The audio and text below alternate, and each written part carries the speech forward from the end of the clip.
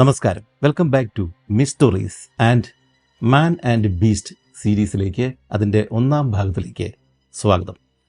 മനുഷ്യനും മൃഗങ്ങളും തമ്മിലുള്ള ബന്ധങ്ങളുടെ കഥ പറയുന്ന ഒരു സീരീസാണ് മാൻ ആൻഡ് ബീസ്റ്റ്. ഇതിൽ വേട്ടക്കഥകൾ ഉണ്ടാവും, അതുപോലെ തന്നെ മനുഷ്യരുമായിട്ട് ഇണങ്ങിയ പ്രശസ്തരായി തീർന്ന ചില മൃഗങ്ങളുടെ കഥകൾ ഉണ്ടാവും. മനുഷ്യർക്ക് വേണ്ടി ജീവൻ തന്നെയും കളഞ്ഞ മൃഗങ്ങൾ, യുദ്ധങ്ങളിൽ പങ്കെടുത്ത മൃഗങ്ങളുടെ കഥകളുണ്ടാവാം. അതുമാത്രവുമല്ല, കാട്ടിലൂടെയുള്ള എക്സ്പെഡീഷൻ സ്റ്റോറികൾ, അങ്ങനെയുള്ള ഈ ഒരു മനുഷ്യനും മൃഗങ്ങളുമായിട്ട് ബന്ധമുള്ള ആ രീതിയിലുള്ള കാടുമായിട്ട് ബന്ധമുള്ള കുറേയേറെ കഥകൾ പറയുവാനായിട്ടാണ് ഈ ഒരു സീരീസ് കൊണ്ട് നമ്മൾ ഉദ്ദേശിക്കുന്നത്. അതുകൊണ്ട് തന്നെ പല എപ്പിസോഡുകൾ ഇതിലുണ്ടാവും. ഓരോ എപ്പിസോഡിലും വ്യത്യസ്തമായ കഥകളാവും ഉണ്ടാവുക. ചിലപ്പോൾ ഒരു എപ്പിസോഡിൽ ഒന്നിൽ കൂടുതൽ ചരിത്ര സംഭവങ്ങൾ, വേട്ടക്കഥകൾ ഒക്കെ ഉണ്ടാവാൻ സാധ്യതയുണ്ട്. ചിലപ്പോൾ ഒരു കഥ തന്നെ 1-2 എപ്പിസോഡുകൾ കൊണ്ടാവും തീരുക. അങ്ങനെ വളരെ ഇടകലർന്ന് വ്യത്യസ്തമായ രീതിയിൽ പല വേട്ടക്കാരുടെ പല എക്സ്പെഡീഷൻ സ്റ്റോറികളെല്ലാം മിക്സ് ചെയ്തിട്ടാണ് ഈ ഒരു സീരീസ് നമ്മൾ മുന്നോട്ട് കൊണ്ടുപോകുക. ഈ മിസ്റ്ററീസിൽ തുടർച്ചയായിട്ട് തന്നെ ഈ ഒരു സീരീസ് ഇനി ഉണ്ടാവും. അങ്ങനെ തുടർച്ചയായിട്ട് ചെയ്യുവാൻ വേണ്ടിയിട്ട് തന്നെ ഇതിൻ്റെ ഒരു ടൈം നമ്മൾ ഏകദേശം 30 മിനിറ്റ് എന്നുള്ള രീതിയിൽ ലിമിറ്റ് ചെയ്തിട്ടുണ്ട്. നമ്മുടെ മെയിൻ ചാനലിൽ നമുക്കറിയാം, നമ്മൾ 1-1.5 മണിക്കൂറുകൾ വലിയ വീഡിയോകൾ ചെയ്യുന്നതാണ്. പക്ഷേ അതിൻ്റെ ഒപ്പം തന്നെ ഇവിടെ ഈ വേട്ടക്കഥകളും എക്സ്പെഡീഷൻ, ഈ കാട്ടിലൂടെയുള്ള നമ്മുടെ പോൾ ഡു ഷെയ്യുവിൻ്റെ പോലുള്ള എക്സ്പെഡീഷൻ സ്റ്റോറികൾ ചെയ്യുവാൻ വേണ്ടിയിട്ട്, ഇതിൻ്റെ കൂടെ തന്നെ ചെയ്യുവാൻ വേണ്ടിയിട്ട് എനിക്ക് ഇത് വലിയൊരു ടൈമിലേക്ക് കൊണ്ടുപോകാൻ സാധിക്കാത്തതുകൊണ്ടാണ് ഇത് അരമണിക്കൂർ വീഡിയോകളായിട്ട് നമ്മൾ സെറ്റ് ചെയ്തിരിക്കുന്നത്. അതുകൊണ്ട് നിങ്ങളത് മനസ്സിലാക്കി ഇതിൻ്റെ കൂട്ടത്തിൽ, ഈ ഒരു സീരീസിൻ്റെ കൂട്ടത്തിൽ ഇത് ആസ്വദിക്കും എന്ന് വിചാരിക്കുന്നു. ഒരിക്കൽ കൂടി welcome back to mysteries and man and beast series ഭാഗം 1. ആഫ്രിക്കയിൽ ഹണ്ടിങ് വ്യാപകമായിട്ട് നടന്നിരുന്ന ഒരു കാലഘട്ടത്തിൽ, അല്ലെങ്കിൽ അത് അനുവദനീയമായിരുന്ന കാലഘട്ടത്തിൻ്റെ അവസാന ഭാഗത്ത് ഉണ്ടായിരുന്ന വെള്ളക്കാരായിട്ടുണ്ടായിരുന്ന ശിക്കാരികളുടെ പരമ്പരയിൽപ്പെട്ട അവസാന ആളുകളിൽ ഒരാളായിരുന്നു ഫെഡറിക് കോട്നി സലു. ഫ്രെഡി സലു എന്നൊക്കെയാണ് ഇദ്ദേഹത്തെ സുഹൃത്തുക്കൾ വിളിക്കുന്നത്. 1851 ലണ്ടനിൽ ജനിച്ച ഈ സലുവിന് ചെറുപ്പം മുതൽ തന്നെ വേട്ടകൾ, സാഹസിക യാത്രകൾ, കാട്ടിലൂടെയുള്ള യാത്രകൾ, അങ്ങനെയുള്ള കാര്യങ്ങൾ വായിക്കുവാനും അത് ചെയ്യുവാനായിരുന്നു താല്പര്യമുണ്ടായിരുന്നത്. സ്കൂളിൽ പഠിക്കുമ്പോൾ തന്നെ ഈ പലതരം പക്ഷികളുടെ മുട്ടകൾ ശേഖരിക്കുക, പൂമ്പാറ്റകളെ പിടികൂടുക, അതിനെ പ്രത്യേക ഒരു കൂടൊക്കെ ഉണ്ടാക്കിയിട്ട് പൂമ്പാറ്റകൾക്ക് വേണ്ടിയിട്ട് തോട്ടം ഉണ്ടാക്കുക, അങ്ങനെയുള്ള പല പണികൾ ഫ്രെഡി സലു ചെറുപ്പ കാലഘട്ടങ്ങളിൽ ചെയ്തിട്ടുണ്ടായിരുന്നു. ഇദ്ദേഹം സ്കൂളിൽ പഠിക്കുന്ന സമയത്ത് ഇദ്ദേഹത്തിൻ്റെ ഡോർമെറ്ററിയിൽ വന്ന ഇദ്ദേഹത്തിൻ്റെ അധ്യാപകൻ രാത്രി കാലഘട്ടങ്ങളിൽ ഈ ഫ്രെഡി സലു, അന്ന് കൊച്ചുകുട്ടിയാണ്, നിലത്ത് ഒരു ഷർട്ട് മാത്രം ഇട്ടിട്ട് നിലത്ത് കിടക്കുന്നത് കണ്ടിട്ട് ആ അധ്യാപകൻ അത്ഭുതപ്പെട്ടു പോയി. രാത്രിയിൽ നല്ല തണുപ്പുള്ള ഒരു സമയത്ത് ഇതെന്തിനാണ് ഇങ്ങനെ ചെയ്യുന്നത് എന്ന് ചോദിച്ചു കഴിഞ്ഞപ്പോഴേക്കും ഈ ഫ്രെഡി സലു പറഞ്ഞത്, ഭാവിയിൽ ഞാൻ ആഫ്രിക്കയിൽ ഹണ്ടിങ്ങിനൊക്കെ പോകും, അപ്പോൾ ആ ഒരു സമയത്ത് ഇതിലും വളരെ കട്ടിയുള്ള പ്രതലത്തിലും അല്ലെങ്കിൽ മോശമായ കാലാവസ്ഥയിലൊക്കെ എനിക്ക് കിടക്കേണ്ടതാണ്, അതുകൊണ്ട് ഇപ്പോഴേ ഞാൻ പരിശീലിക്കുന്നതാണ് എന്നാണ് സലു പറഞ്ഞത്. അതായത് തൻ്റെ ഭാവിയിൽ താൻ എന്തായി തീരണമെന്ന് ചെറുപ്പം മുതലേ തന്നെ നിശ്ചയിച്ചുറപ്പിച്ച ഒരാളായിരുന്നു ഫ്രെഡി സലു. എന്നാൽ ഈ തണുപ്പത്ത് തറയിൽ കിടന്ന് ശീലിച്ചതിൻ്റെ ഗുണം ശരിക്കും ഈ ഫ്രെഡി സലുവിന് കിട്ടിയത് തൻ്റെ 15ാമത്തെ വയസ്സിലാണ്. 1867 ജനുവരി മാസം 15-ാം തീയതി ലണ്ടനിലെ റീജൻസ് പാർക്കിൽ ഐസ് സ്കേറ്റിംഗ് നടത്തുകയായിരുന്നു നമ്മുടെ ഈ ഫ്രെഡി സലു. ആ വർഷത്തിലെ അതിശൈത്യത്തിൽ പാർക്കിലെ തടാകത്തിന് മുകളിൽ ഐസ് വന്ന് മൂടിയിട്ടുണ്ടായിരുന്നു. അവിടെയാണ് സലു ഉൾപ്പെടെ ഉണ്ടായിരുന്ന ഒരു 500ഓളം ആളുകൾ ഐസ് സ്കേറ്റിംഗ് നടത്തിക്കൊണ്ടിരുന്നത്.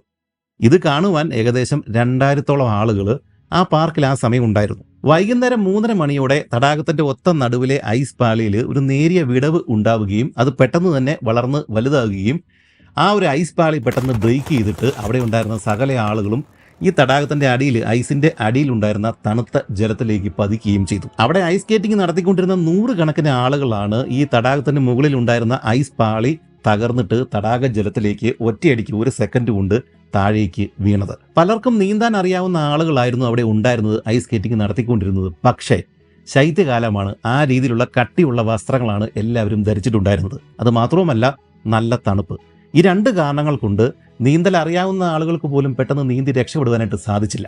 ഈ സമയം ഈ തടാകത്തിന് ചുറ്റുമുണ്ടായിരുന്ന ഇത് കാണാനായിട്ട് വേണ്ടി നിന്നിരുന്ന ആളുകൾ, ഇതൊരു തടാകമായിരുന്നല്ലോ, അപ്പോൾ അതുകൊണ്ട് തന്നെ കരയിൽ ഇവർ ഈ ബോട്ടുകൾ വലിച്ച് കയറ്റി വെച്ചിട്ടുണ്ടായിരുന്നു. ഈ ബോട്ടുകൾ പെട്ടെന്ന് ഈ തകർന്നു കിടക്കുന്ന ഐസ് പാളുകൾക്കിടയിലേക്ക് ഇവരെ ഇറക്കുകയും രക്ഷപ്പെടുത്താൻ വേണ്ടിയിട്ട് ശ്രമിക്കുകയും ചെയ്തു. അതുമാത്രമല്ല, വേറെ ചിലർ മരക്കമ്പുകളൊക്കെ അവിടെ ഉണ്ടായിരുന്നതൊക്കെ വെട്ടിയിട്ടിട്ട് ഈ വെള്ളത്തിലേക്ക് ഇട്ടുകൊടുത്തു ഇവർക്ക് പിടിച്ച് കയറുവാൻ വേണ്ടിയിട്ട്. എങ്കിൽ പോലും പല ആളുകൾക്കും ഈ തണുത്ത അതിശൈത്യം നിറഞ്ഞ ഈ ഒരു ജലത്തിൽ നിന്ന് രക്ഷപ്പെടാനായിട്ട് സാധിച്ചില്ല. അങ്ങനെ ഏതാണ്ട് 40ഓളം ആളുകളാണ് ആ ഒരു അപകടത്തിൽ മരണപ്പെട്ടത്. എന്നാൽ നമ്മുടെ ഈ ഫ്രെഡി സലു ഒരു ചെറുപ്പക്കാരനാണ്, പയ്യനാണ്. ഇദ്ദേഹം ഇതിനിടയ്ക്ക് കിടന്ന് കളിക്കുന്നുണ്ടായിരുന്നു. ഐസ് ബ്രേക്ക് ചെയ്തപ്പം വെള്ളത്തിൽ വീഴുകയും ചെയ്തു. പക്ഷേ ഒരു വിധത്തിൽ ഇദ്ദേഹം ബ്രേക്ക് ചെയ്തിട്ട് ഒഴുകി നടന്നിരുന്ന ഒരു ഐസ് പാളിയിൽ പിടിച്ചു കിടക്കുകയും അതുവഴി നിരങ്ങി മറ്റൊരു ഐസ് പാളിയിലേക്ക് കയറുകയും ഒരു വിധത്തിൽ കരയിലേക്ക് നിരങ്ങി നീന്തി ഇദ്ദേഹം വലിഞ്ഞ് കയറുകയും രക്ഷപ്പെടുകയും ചെയ്തു. അങ്ങനെ മരണത്തിൽ നിന്ന് രക്ഷപ്പെട്ടിട്ട് വീണ്ടും പഠനം തുടർന്ന ഈ ഫ്രെഡി സലുവിനെ ഒരു ഡോക്ടറാക്കണം എന്നായിരുന്നു മാതാപിതാക്കളുടെ ആഗ്രഹം. പക്ഷേ മുമ്പ് പറഞ്ഞതുപോലെ ഡേവിഡ് ലിവിങ്സ്റ്റൺ ഉൾപ്പെടെയുള്ള സാഹസിക യാത്രികരുടെ കഥകൾ കേട്ടിട്ട് അതിൽ ആവേശം കൊണ്ടിരുന്ന ഈ ഫ്രെഡി സലുവിന് ഒരു വേട്ടക്കാരൻ തന്നെ ആകണം എന്നുള്ള ആഗ്രഹത്തിൽ ഈ സലു ഉറച്ചു നിന്നു. മാതാപിതാക്കളുടെ ആഗ്രഹം ഡോക്ടറാകണം എന്നാണെങ്കിൽ പോലും ഇദ്ദേഹം ഈ ഒരു വേട്ടക്കാരൻ എന്നുള്ള സ്വപ്നം കൊണ്ടാണ് നടന്നിരുന്നത്. അങ്ങനെ അവസാനം തന്റെ 19ാമത്തെ വയസ്സിൽ ഫ്രെഡി സലു ദക്ഷിണാഫ്രിക്കയിൽ എത്തിച്ചേർന്നു. 1872 സലു വേട്ടയ്ക്കുള്ള ലൈസൻസ് സ്വന്തമാക്കുകയും ചെയ്തു. പിന്നീട് 1890 വരെയും വേട്ടയാടുകയും നിരന്തരം യാത്ര ചെയ്യുകയും ചെയ്തുകൊണ്ട് അദ്ദേഹം ആഫ്രിക്കയിൽ കഴിച്ചുകൂട്ടി. താൻ വേട്ടയാടുന്ന മൃഗങ്ങളെ സ്റ്റഫ് ചെയ്തിട്ട് അത് മ്യൂസിയങ്ങളിലേക്ക് കൊടുത്താണ് ഇദ്ദേഹം വരുമാനം കണ്ടെത്തിയിരുന്നത്. നമ്മുടെ മെയിൻ ചാനലിൽ നമ്മൾ പലപ്പോഴായിട്ട് കണ്ടിരുന്ന പോൾ ഡു ഷെയു എന്ന് പറഞ്ഞ ആ വേട്ടക്കാരനും ഇത് തന്നെയാണ് ചെയ്തുകൊണ്ടിരുന്നത്. ഇവരെല്ലാം വേട്ടകൾ നടത്തുന്നത് വെറും വിനോദത്തിന് വേണ്ടിയിട്ടല്ല, ജീവിക്കാൻ വേണ്ടിയിട്ടും അതിൻ്റെ ജീവിത മാർഗ്ഗങ്ങൾ കണ്ടെത്തുവാൻ വേണ്ടിയിട്ട് കൂടിയാണ്. അപ്പോൾ ആ കാലഘട്ടങ്ങളിൽ ഇതായിരുന്നു പ്രധാന വരുമാന മാർഗം. ഇങ്ങനെ ഈ ലണ്ടനിലും ന്യൂയോർക്കിലും ഒക്കെ ഉണ്ടായിരുന്ന സയൻറ്റിസ്റ്റുകൾ, മ്യൂസിയങ്ങൾ, ഇവർക്കെല്ലാം ഈ പുതിയ ജീവജാലങ്ങളെക്കുറിച്ചിട്ട് പഠിക്കണം. അങ്ങനെ പഠിക്കണം എന്നുണ്ടെങ്കിൽ ഇതുപോലെ സ്റ്റഫ് ചെയ്തിട്ടുള്ള സാധനങ്ങൾ അവർക്ക് ആവശ്യമാണ്. അത് സപ്ലൈ ചെയ്യുന്ന ആളുകളായിരുന്നു അന്നത്തെ ഈ രീതിയിലുള്ള വേട്ടക്കാരിൽ ഭൂരിഭാഗം ആളുകളും. ഈ ഫ്രെഡി സലുവും അത് തന്നെയാണ് ചെയ്തത്. ഈ ഒരു ആഫ്രിക്കയിലെ യാത്രകൾക്കിടയിൽ അന്ന് വരെയും ഒരു വെള്ളക്കാരനെ നേരിട്ട് കണ്ടിട്ടില്ലാത്ത വിദൂരമായ ഗ്രാമങ്ങളിൽ, അവരുടെ ആ ഒരു ആഫ്രിക്കൻ കാട്ടുഗ്രാമങ്ങളിലൂടെയെല്ലാം ഇദ്ദേഹം സഞ്ചരിക്കുകയും ഇദ്ദേഹം സഞ്ചരിച്ചിട്ട് കാണുന്ന മനുഷ്യജാതികൾ, മൃഗജാതികൾ, പക്ഷി, മൃഗങ്ങൾ, അങ്ങനെയുള്ള എല്ലാ കാര്യങ്ങളും ഇദ്ദേഹം വിശദമായിട്ട് തന്നെ നോട്ട് ചെയ്യുകയും എഴുതുകയും അതെല്ലാം ഈ ഒരു മ്യൂസിയങ്ങളിലേക്ക് അയച്ചു കൊടുക്കുകയും ഒക്കെ ഇദ്ദേഹം ചെയ്യുന്നുണ്ടായിരുന്നു. ഇദ്ദേഹത്തിൻ്റെ യാത്രകളൊന്നും ഇതുപോലെ പാഴായി പോയ യാത്രകളൊന്നും ആയിരുന്നില്ല. എല്ലാം വെൽ ഡോക്യുമെന്റഡ് യാത്രകളാണ് ഫ്രെഡി സലു ചെയ്തിട്ടുള്ളത്. ഇതിനിടയിൽ തെക്കേ ആഫ്രിക്കയിൽ നടന്നിട്ടുള്ള പല യുദ്ധങ്ങളിലും ബ്രിട്ടന് വേണ്ടിയിട്ടും അല്ലാതെയൊക്കെ ഈ ഫ്രെഡി സലു പങ്കെടുത്തിട്ടുണ്ട്. പക്ഷേ ഇതിനിടയ്ക്ക് പോലും ഈ ഫ്രെഡി സലുവിനെ കണ്ടിട്ടുള്ള ബാക്കി വേട്ടക്കാരൊക്കെ പറയുന്നത് ഈ യുദ്ധത്തിനിടയ്ക്ക് പോലും ഉറങ്ങുന്നതിന് മുമ്പും അല്ലെങ്കിൽ വെളുപ്പാങ്കാലത്തും ഒക്കെ ഇദ്ദേഹം ചിത്രശലഭങ്ങളെ കാണാനും വേട്ടയാടാനും അതുങ്ങളെ പിടികൂടാനും പുതിയ പക്ഷികളെയൊക്കെ കണ്ടു കഴിഞ്ഞാൽ അതിൻ്റെയൊക്കെ വിശദ വിവരങ്ങൾ നോട്ട് ചെയ്ത് വെക്കുവാനും വേണ്ടിയിട്ടും ഈ യുദ്ധത്തിനിടയ്ക്ക് പോലും ഫ്രെഡി സലു ശ്രദ്ധിക്കുമായിരുന്നു. അത്രയ്ക്ക് താല്പര്യമായിരുന്നു ഫ്രെഡി സലുവിന് ഈ വനത്തിനോട്, വന്യജീവികളോടും ഒക്കെ ഉണ്ടായിരുന്നത്. ഇതിനിടെ 1909 ഇദ്ദേഹം ഈ ഫ്രെഡി സലു അമേരിക്കൻ പ്രസിഡന്റായിട്ടുണ്ടായിരുന്ന തിയഡോർ റൂസ്വെൽട്ട്, അദ്ദേഹത്തിൻ്റെ മകൻ കെർമിറ്റ് റൂസ്വെൽട്ട്, ഈ രണ്ടു പേരുടെയും കൂട്ടത്തിൽ ആഫ്രിക്കൻ പര്യടനത്തിൽ ഇദ്ദേഹം ഈ ഫ്രെഡി സലുവും ഉണ്ടായിരുന്നു. അങ്ങനെ ഫ്രെഡി സലു പെട്ടെന്ന് തന്നെ പ്രശസ്തനായി. അങ്ങനെ ആ ഒരു വലിയ യാത്രയിൽ കൂടെ ഉണ്ടായിരുന്നതുകൊണ്ട് തന്നെ ഈ റൂസ്വെൽട്ടിന്റെ വലിയ സുഹൃത്തുക്കളിൽ, ഏറ്റവും അടുത്തുള്ള സുഹൃത്തുക്കളിൽ ഒരാളായിട്ട് ഈ ഫ്രെഡി സലു പിന്നീട് മാറുകയും ചെയ്തിട്ടുണ്ട്. എന്നാൽ തൻ്റെ ചെറുപ്പകാലത്ത് കള്ളത്തരങ്ങളുടെ രാജാവായിരുന്നു ഈ ഫ്രെഡി സലു. മറ്റുള്ള വേട്ടക്കാർ വേട്ടയാടി വെച്ചിരിക്കുന്ന മൃഗങ്ങളെ മോഷ്ടിക്കുക, അവർ കൊണ്ടുവച്ചിരിക്കുന്ന സ്റ്റഫുകൾ അവർ സ്റ്റഫ് ചെയ്യാൻ വേണ്ടിയിട്ട് അല്ലെങ്കിൽ സ്റ്റഫ് ചെയ്തിട്ട് മറ്റ് മ്യൂസിയങ്ങളിലേക്ക് കൊടുക്കാൻ വെച്ചിരിക്കുന്ന സാധനങ്ങളൊക്കെ മോഷ്ടിക്കുക, നിരോധിത മേഖലകളിൽ പോയിട്ട് വേട്ടയാടുക, അടിപിടി കൂടുക. അങ്ങനെ അക്കാലഘട്ടങ്ങളിൽ അമേരിക്കയിൽ നിന്നും ബ്രിട്ടനിൽ നിന്നും ഒക്കെ വെള്ളക്കാരായിട്ടുള്ള ചെറുപ്പക്കാർ ആഫ്രിക്കയിൽ വന്ന് കാണിക്കുന്ന സകല അഴിഞ്ഞാട്ടങ്ങളും ഈ ഫ്രെഡി സലുവും ചെയ്തിട്ടുണ്ടായിരുന്നു. പിന്നീട് വലുതായി കഴിഞ്ഞപ്പോഴേക്കും, പക്വതയായി കഴിഞ്ഞപ്പോഴേക്കും എഴുതിയ പുസ്തകങ്ങളിലൊക്കെ അദ്ദേഹം ഈ കുറ്റങ്ങളെല്ലാം തുറന്ന് സമ്മതിക്കുന്നുമുണ്ട്. ഒരിക്കലും ആഫ്രിക്കൻ ബസാർഡ് എന്ന് പറയുന്ന ഒരു പക്ഷിയുടെ മുട്ട മോഷ്ടിക്കുന്നതിനിടയ്ക്ക് ഗെയിം വാർഡന്റെ തലയടിച്ച് പൊളിച്ചിട്ടാണ് അദ്ദേഹം അവിടെ നിന്ന് കടന്നു കളഞ്ഞത്. ഇങ്ങനെയുള്ള വലിയ കാര്യങ്ങളും കുറ്റകൃത്യങ്ങളും ഒക്കെ ഈ ഫ്രെഡി സലു ചെയ്തിട്ടുണ്ട്. പിന്നീട് അദ്ദേഹം അത് സമ്മതിക്കുകയും ചെയ്തിട്ടുണ്ട്. എന്നാൽ പ്രായം മുന്നോട്ട് പോകും തോറും ഫ്രെഡി സലു സീരിയസ് ആയിട്ടുള്ള ഒരു വേട്ടക്കാരനായിട്ട് മാറുന്നത് നമുക്ക് കാണാൻ സാധിക്കും. ഈ സമയത്തൊക്കെ ഇദ്ദേഹം വേട്ടയാടുന്ന പക്ഷികളെയൊക്കെ സ്റ്റഫ് ചെയ്തിട്ട്, മൃഗങ്ങളെയൊക്കെ സ്റ്റഫ് ചെയ്തിട്ട് ഇദ്ദേഹം പല മ്യൂസിയങ്ങളിലേക്ക് അയക്കുന്നുണ്ട്. അതിൽ കൂടുതലും ലണ്ടനിലെ നാച്ചുറൽ ഹിസ്റ്ററി മ്യൂസിയത്തിലേക്കാണ് ഈ ഫ്രെഡറിക് സലു കൂടുതലും അയച്ചിട്ടുള്ളത്. മ്യൂസിയത്തിലെ സലൂസ് കളക്ഷനിൽ 3 ഭൂഖണ്ഡങ്ങളിൽ നിന്നുമായിട്ട് 524 സസ്തനികളാണ് ഉണ്ടായിരുന്നത്. അതിൽ 19 സിംഹങ്ങളും ഉൾപ്പെടും. ഇതുകൂടാതെ ചെടികളും മറ്റ് ജീവികളും ഒക്കെ ആയിട്ട് ഏതാണ്ട് 5000-ഓളം സ്പെസിമെൻസ് ആണ് സലു നാച്ചുറൽ ഹിസ്റ്ററി മ്യൂസിയത്തിലേക്ക് സംഭാവനയായിട്ട് കൊടുത്തത്. എന്നാൽ സാവധാനം, നമ്മൾ മുമ്പ് പറഞ്ഞതുപോലെ പ്രായം കൂടുന്തോറും സലുവിന്റെ സ്വഭാവങ്ങളിൽ മാറ്റം വരികയും കുറച്ച് കഴിഞ്ഞപ്പോഴേക്കും ഇദ്ദേഹത്തിന് ഒരു കാര്യം മനസ്സിലായി. വെള്ളക്കാരായിട്ടുള്ള ശിക്കാരികൾ, നാട്ടുകാരായിട്ടുള്ള ആഫ്രിക്കൻസ് ആയിട്ടുള്ള ശിക്കാരികൾ, ഇവരുടെ എല്ലാം ഇടപെടൽ കാരണമായിട്ടാണ് ആഫ്രിക്കയിലെ പല മൃഗങ്ങളുടെയും എണ്ണം ക്രമാതീതമായിട്ട് കുറഞ്ഞു വരുന്നുണ്ട് എന്നുള്ള ഒരു കാര്യം ഈ ഫ്രെഡറിക് സലുവിന് മനസ്സിലാകുകയും ഇദ്ദേഹം പിന്നീട് ഒരു പ്രകൃതി സംരക്ഷകനായിട്ട് മാറുകയും ചെയ്യുകയാണ്. അവസാന കാലഘട്ടങ്ങളിൽ ഇദ്ദേഹം തികഞ്ഞ പരിസ്ഥിതിവാദിയായിട്ട് മാറിയ ഒരു കാര്യമാണ്, അല്ലെങ്കിൽ ആ ഒരു കാഴ്ചയാണ് നമുക്ക് കാണാൻ സാധിക്കുക. ഇന്ന് ടാൻസനിയയിലെ ഏറ്റവും വലിയ നാഷണൽ പാർക്കായിട്ടുള്ള നെരേര ദേശീയോദ്യാനത്തിന്റെ ശരിക്കുള്ള പേര് സലു ഗെയിം റിസർവ് എന്നായിരുന്നു. സലുവിന്റെ പ്രകൃതി സംരക്ഷണവുമായിട്ട് ബന്ധപ്പെട്ടുള്ള പ്രവർത്തനങ്ങളെ മാനിച്ചാണ് ആ പേര് കൊടുത്തിരുന്നത്. പിന്നീട് റിസർവിന്റെ വലിപ്പം അവർ കൂട്ടിക്കഴിഞ്ഞപ്പോഴേക്കും ആ റിസർവിന്റെ പേര് മാറ്റിയിട്ട് നെരേര നാഷണൽ റിസർവ് എന്നൊക്കെ ഒരു പേരിലേക്ക് മാറുകയാണ് ഉണ്ടായത്. തന്റെ ജീവിതകാലത്ത് ഫ്രെഡി സലു നടത്തിയിട്ടുള്ള വേട്ടകൾ, അദ്ദേഹത്തിൻ്റെ അനുഭവങ്ങൾ, യാത്രകൾ, ഇങ്ങനെയുള്ള എല്ലാ കാര്യങ്ങളും ഇദ്ദേഹം വളരെ വിശദമായിട്ട് തന്നെ ഭാവി തലമുറയ്ക്ക് വേണ്ടിയിട്ട് എഴുതി വെച്ചിട്ടുണ്ട്. അതിൽ നിന്നാണ് നമ്മൾ ഇനി പറയാൻ പോകുന്ന കുറച്ച് കഥകൾ, കുറച്ച് വേട്ടക്കഥകൾ, ഈ മനുഷ്യനും മൃഗങ്ങളുമായിട്ടുള്ള സംഘടനകൾ, നമ്മൾ പറയാൻ പോകുന്ന കുറച്ച് സംഭവങ്ങൾ ഇനി വിവരിക്കാനായിട്ട് ഈ ഒരു പുസ്തകങ്ങളിൽ നിന്നാണ്, സലുവിൻ്റെ പുസ്തകങ്ങളിൽ നിന്നാണ് നമ്മൾ എടുത്തിട്ടുള്ളത്. ഗ്രേറ്റ് ടെറിബിൾ മാൻ ഈറ്റിംഗ് ക്യാറ്റ് എന്നാണ് സിംഹത്തെക്കുറിച്ചിട്ട്, ആഫ്രിക്കൻ സിംഹത്തെക്കുറിച്ചിട്ട് ഫ്രെഡറിക് സലു എഴുതിയിരിക്കുന്നത്. അവൻ രാത്രിയിൽ ഇര തേടി ഇറങ്ങുന്നതോടെ പുൽമേടുകളിൽ അലഞ്ഞു തിരിയുന്ന മാൻവർഗ്ഗങ്ങൾ മുതൽ കുടിലുകളിൽ അന്തി ഉറങ്ങുന്ന ആഫ്രിക്കൻ ഗോത്രവംശരുടെ വരെയും ഉറക്കം നഷ്ടപ്പെടും. സിംബ എന്ന വാക്ക് ആഫ്രിക്ക കാണുവാൻ വരുന്ന സഞ്ചാരിയുടെയും വെള്ളക്കാരൻ ഹണ്ടറുടെയും നാട്ടുകാരൻ്റെയും മനസ്സിൽ ഒരേ ഭീതിയാണ് ഉണ്ടാക്കുന്നത്. ആഫ്രിക്കയിലെ വിശാലമായ മൈതാനങ്ങളിലും കുറ്റിക്കാടുകളിലും വെച്ച് പകലെപ്പോഴെങ്കിലും നാം സിംഹത്തെ കണ്ടാൽ അവൻ എങ്ങനെയാവും പെരുമാറുക എന്ന് പ്രവചിക്കാനാവില്ല. ചിലപ്പോൾ അവൻ മുരണ്ടുകൊണ്ട് തൻ്റെ അനിഷ്ടം പ്രകടിപ്പിച്ചേക്കാം, അല്ലെങ്കിൽ ആക്രമിച്ചേക്കാം. അതുമല്ലെങ്കിൽ കൂസാക്കാതെ തിരിഞ്ഞു നടന്നേക്കാം. അതെല്ലാം അപ്പോഴത്തെ അവസ്ഥ പോലിരിക്കും. എന്നാൽ രാത്രിയിൽ, പ്രത്യേകിച്ച് കാറ്റും കോളും നിറഞ്ഞ കൂരിരുട്ടിൽ ഒരു സിംഹം എതിരെ വന്നാൽ ഏതവസ്ഥയിലും അവൻ ആക്രമിച്ചിരിക്കുമെന്ന് ഉറപ്പാണ്. വർഷം 1878. ഫ്രെഡി സലു തൻ്റെ സുഹൃത്തായിട്ടുള്ള ആൽഫ്രഡ് ക്രോസ് എന്ന് പറഞ്ഞ മറ്റൊരു വേട്ടക്കാരൻ്റെ കൂട്ടത്തിൽ ഒരു ഹണ്ടിങ് ട്രിപ്പിൽ ആയിരുന്നു. ഇന്നത്തെ സിംബാബ്വേയിലെ മഷോണ ലാൻഡിലെ ഒരു നദിയുടെ തീരത്തായിരുന്നു അവരുടെ ക്യാമ്പ്. ഇവരിങ്ങനെ ക്യാമ്പ് ചെയ്യുന്ന സമയത്ത് ഈ ആൽഫ്രഡ് ക്രോസ് എന്ന് പറഞ്ഞ അദ്ദേഹത്തിൻ്റെ കൂട്ടുകാരനായിട്ടുള്ള വേട്ടക്കാരൻ കുറച്ച് സാധനങ്ങൾ വാങ്ങിക്കുവാൻ വേണ്ടി കുറച്ച് ദൂരെയുള്ള ഒരു ഗ്രാമത്തിലെ മാർക്കറ്റിലേക്ക് ഇദ്ദേഹം പോകുവാനായിട്ട് തയ്യാറെടുത്തു.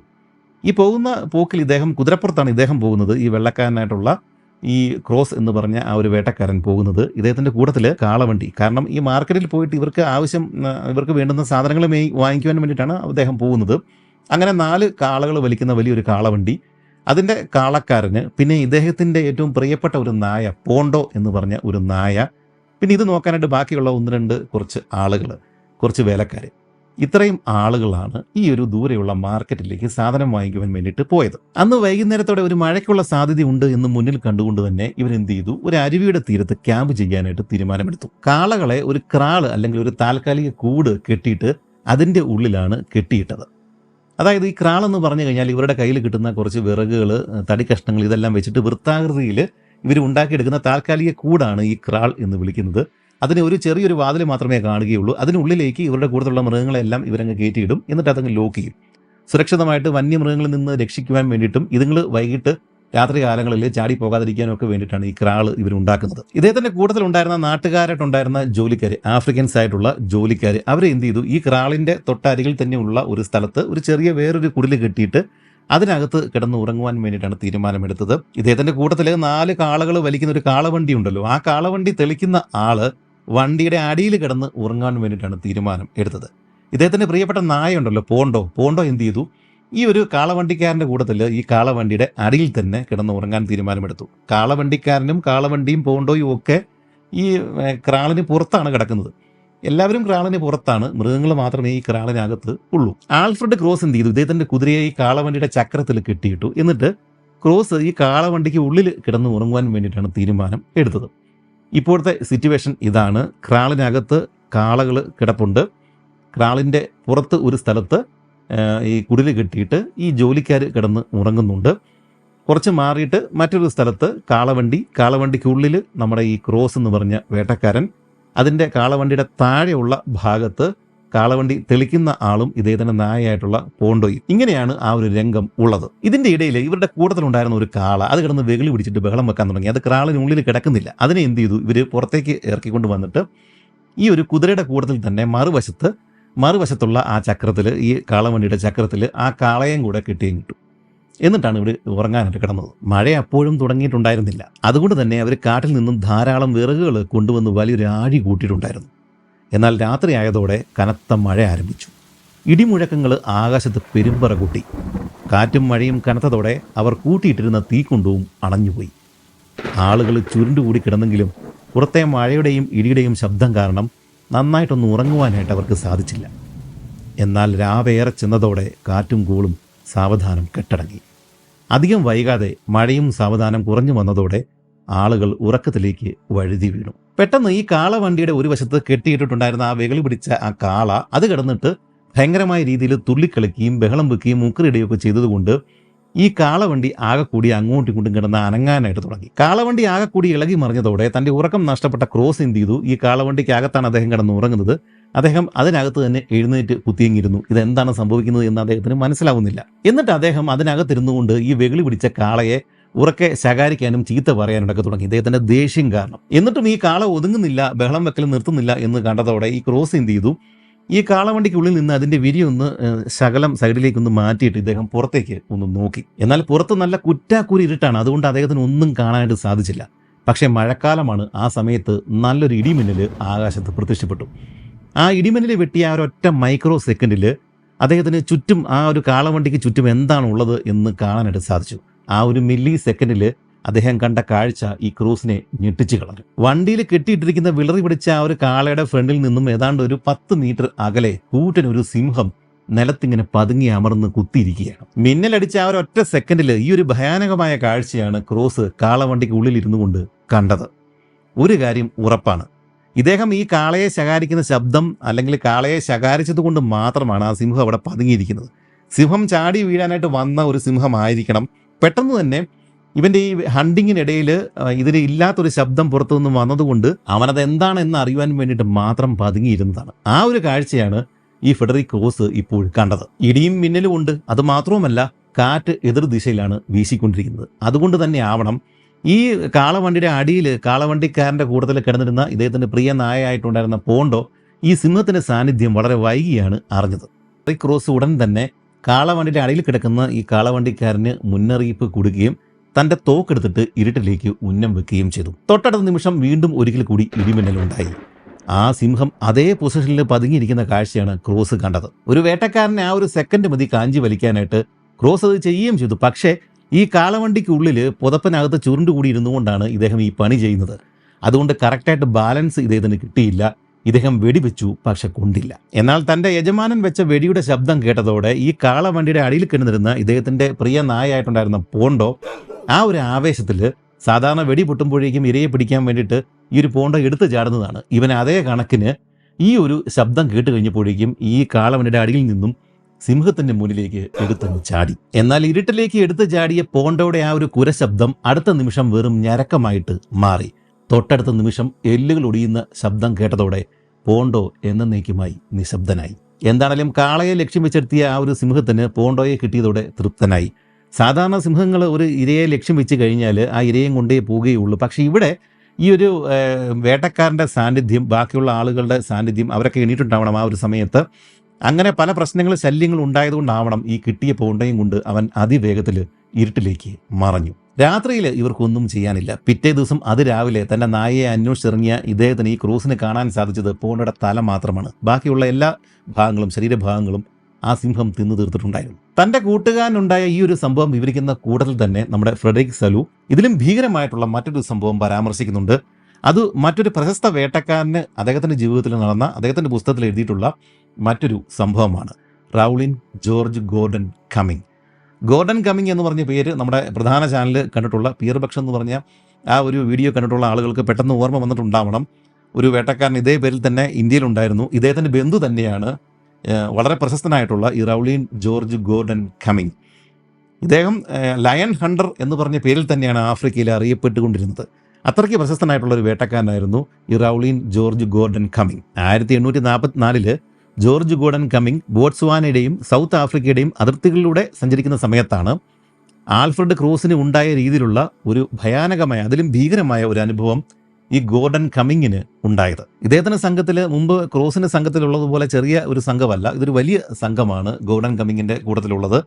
അങ്ങനെ വലിയൊരു സംഘം ഇവരിങ്ങനെ വേട്ടയാടിയും കച്ചവടമൊക്കെ ചെയ്തിട്ടും ഇങ്ങനെ ആഫ്രിക്കൻ ഗ്രാമങ്ങൾ വഴി ഇങ്ങനെ പൊയ്ക്കൊണ്ടിരിക്കുകയാണ്. അങ്ങനെ ഒരു ദിവസമാണ് ഇവരൊരു വിദൂരമായിട്ടുള്ള ഒരു ഗ്രാമത്തിൽ എത്തിച്ചേർന്നത്. ഈ ഗ്രാമത്തിനോട് കുറച്ച് ചേർന്നിട്ട്, കുറച്ച് മാറിയിട്ട് ഒരു നദി ഒഴുകുന്നുണ്ട്. ആ നദിയുടെ മറുവശത്ത് ധാരാളം ആനകൾ, മൃഗങ്ങൾ കണ്ടമാനം ഉണ്ട് എന്നുള്ളൊരു അറിവ് ഈ ഒരു ഗ്രാമവാസികൾ ഇവർക്ക് കൊടുത്തതിൻ്റെ പേരിൽ അന്നത്തെ രാത്രിയിൽ അവിടെ കിടക്കാം, കുറച്ച് ദിവസങ്ങൾ ഇനി ഇവിടെ ചെലവഴിക്കാം എന്ന് ഈ ഗോർഡൻ കമ്മിങ്ങും അദ്ദേഹത്തിൻ്റെ കൂട്ടത്തിലുള്ള ആളുകളും തീരുമാനമെടുക്കുകയും ഇവർ ഗ്രാമത്തിനും നദിക്കും ഇടയിലുള്ള വിശാലമായിട്ടുള്ള ഒരു സമതലം അവിടെ ഇവർ അന്നത്തെ താവളം ഒരുക്കുവാൻ വേണ്ടിയിട്ട് ഇദ്ദേഹം തീരുമാനമെടുക്കുകയും ചെയ്തു. 1-2 കാളവണ്ടികൾ, അത് വലിക്കുവാനുള്ള കാളകൾ, സ്പെയർ കാളകൾ വേറെയുണ്ട്.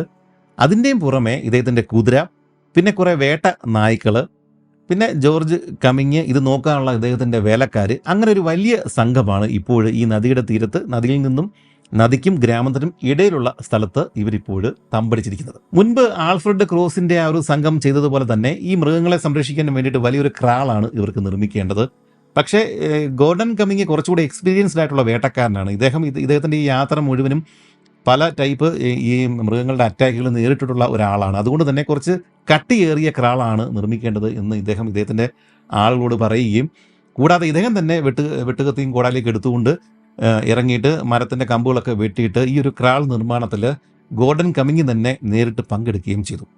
ഇദ്ദേഹത്തിന് അറിയാം, ഇത് കട്ടിയായിട്ട് നിലനിർത്തിയില്ലെങ്കിൽ ഈ സിംഹങ്ങൾ വന്ന് ആക്രമിക്കുകയും ഇവരുടെ ഈ കാളകളെ കൊണ്ടുപോവുകയും ചെയ്യും. കാളകൾ നഷ്ടപ്പെട്ട് കഴിഞ്ഞാൽ ഇദ്ദേഹത്തിൻ്റെ ചരക്കുകൾ, സാധനങ്ങളൊന്നും മുന്നോട്ട് കൊണ്ടുപോകാനായിട്ട് പറ്റില്ല. അതുകൊണ്ട് വലിയ കാര്യമായിട്ട് തന്നെയാണ് ബലമുള്ള ഒരു ക്രാള് നിർമ്മിക്കാനായിട്ട് ഇദ്ദേഹം മുൻകൈ എടുത്തത്. ക്രാള് നിർമ്മിച്ച ശേഷം ഇതിന് ചുറ്റും കുറച്ച് മുൾച്ചെടികൾ ഇദ്ദേഹം കൊണ്ട് വിതറുകയൊക്കെ ചെയ്തു. മാക്സിമം മൃഗങ്ങളെ അകറ്റാനുള്ള എല്ലാ പണികളും ഇദ്ദേഹം ഈ ക്രാളിന് ചുറ്റും ചെയ്തു വെച്ചു. ഈ ക്രാളിന് ചെറിയൊരു വാതിൽ മാത്രമാണ് ഉള്ളത്. നല്ല ചൂടുണ്ടായിരുന്ന ഒരു സമയമായിരുന്നു അത്. അതുകൊണ്ട് തന്നെ മുമ്പ് ക്രോസിൻ്റെ ജോലിക്കാർ ചെയ്തതുപോലെ ഈ ഗോർഡൻ കമ്മിങ്ങിൻ്റെ ആളുകൾ അവരെന്ത് ചെയ്തു, കൂടാരം ഒന്നും ഉണ്ടാക്കാൻ വേണ്ടി ശ്രമിച്ചില്ല. അവർ ഈ ക്രാളിൽ നിന്ന് കുറച്ച് മാറിയിട്ട് ഒരു കുറ്റിച്ചെടിയൊക്കെ കിടക്കുന്ന ഒരു സ്ഥലമുണ്ട്. ആ ഒരു ഭാഗത്ത് വൃത്തിയാക്കിയിട്ട് അവിടെ ഒരു വലിയൊരു ആഴി കൂട്ടിയിട്ട് ആ ആഴിക്ക് ചുറ്റും കിടന്ന് ഉറങ്ങുവാൻ വേണ്ടിയിട്ടാണ് ഇവർ തീരുമാനം എടുത്തത്. ഇദ്ദേഹത്തിൻ്റെ ജോലിക്കാരുടെ കൂട്ടത്തിൽ ഹെൻറിക് എന്ന് പറഞ്ഞ പേരുള്ള ഒരു ജോലിക്കാരുണ്ടായിരുന്നു. ഒരു ആഫ്രിക്കൻ വംശജനായിട്ടുള്ള നല്ലൊരു ജോലിക്കാരനായിരുന്നു. ഈ ഗോർഡൻ കമ്മിങ്ങിന് വളരെ ഇഷ്ടമുള്ള ഒരു ജോലിക്കാരനായിരുന്നു ഈ ഹെൻറിക്ക് ആണ് കാളകളെയൊക്കെ നോക്കിക്കൊണ്ടിരുന്നത്. മാത്രമല്ല ഒരു കാളവണ്ടി തെളിക്കുന്നതും ഈ ഹെൻറിക്ക് തന്നെയായിരുന്നു. അങ്ങനെ ഈ ക്രാളിൻ്റെ പണിയെല്ലാം പൂർത്തിയാക്കിയിട്ട്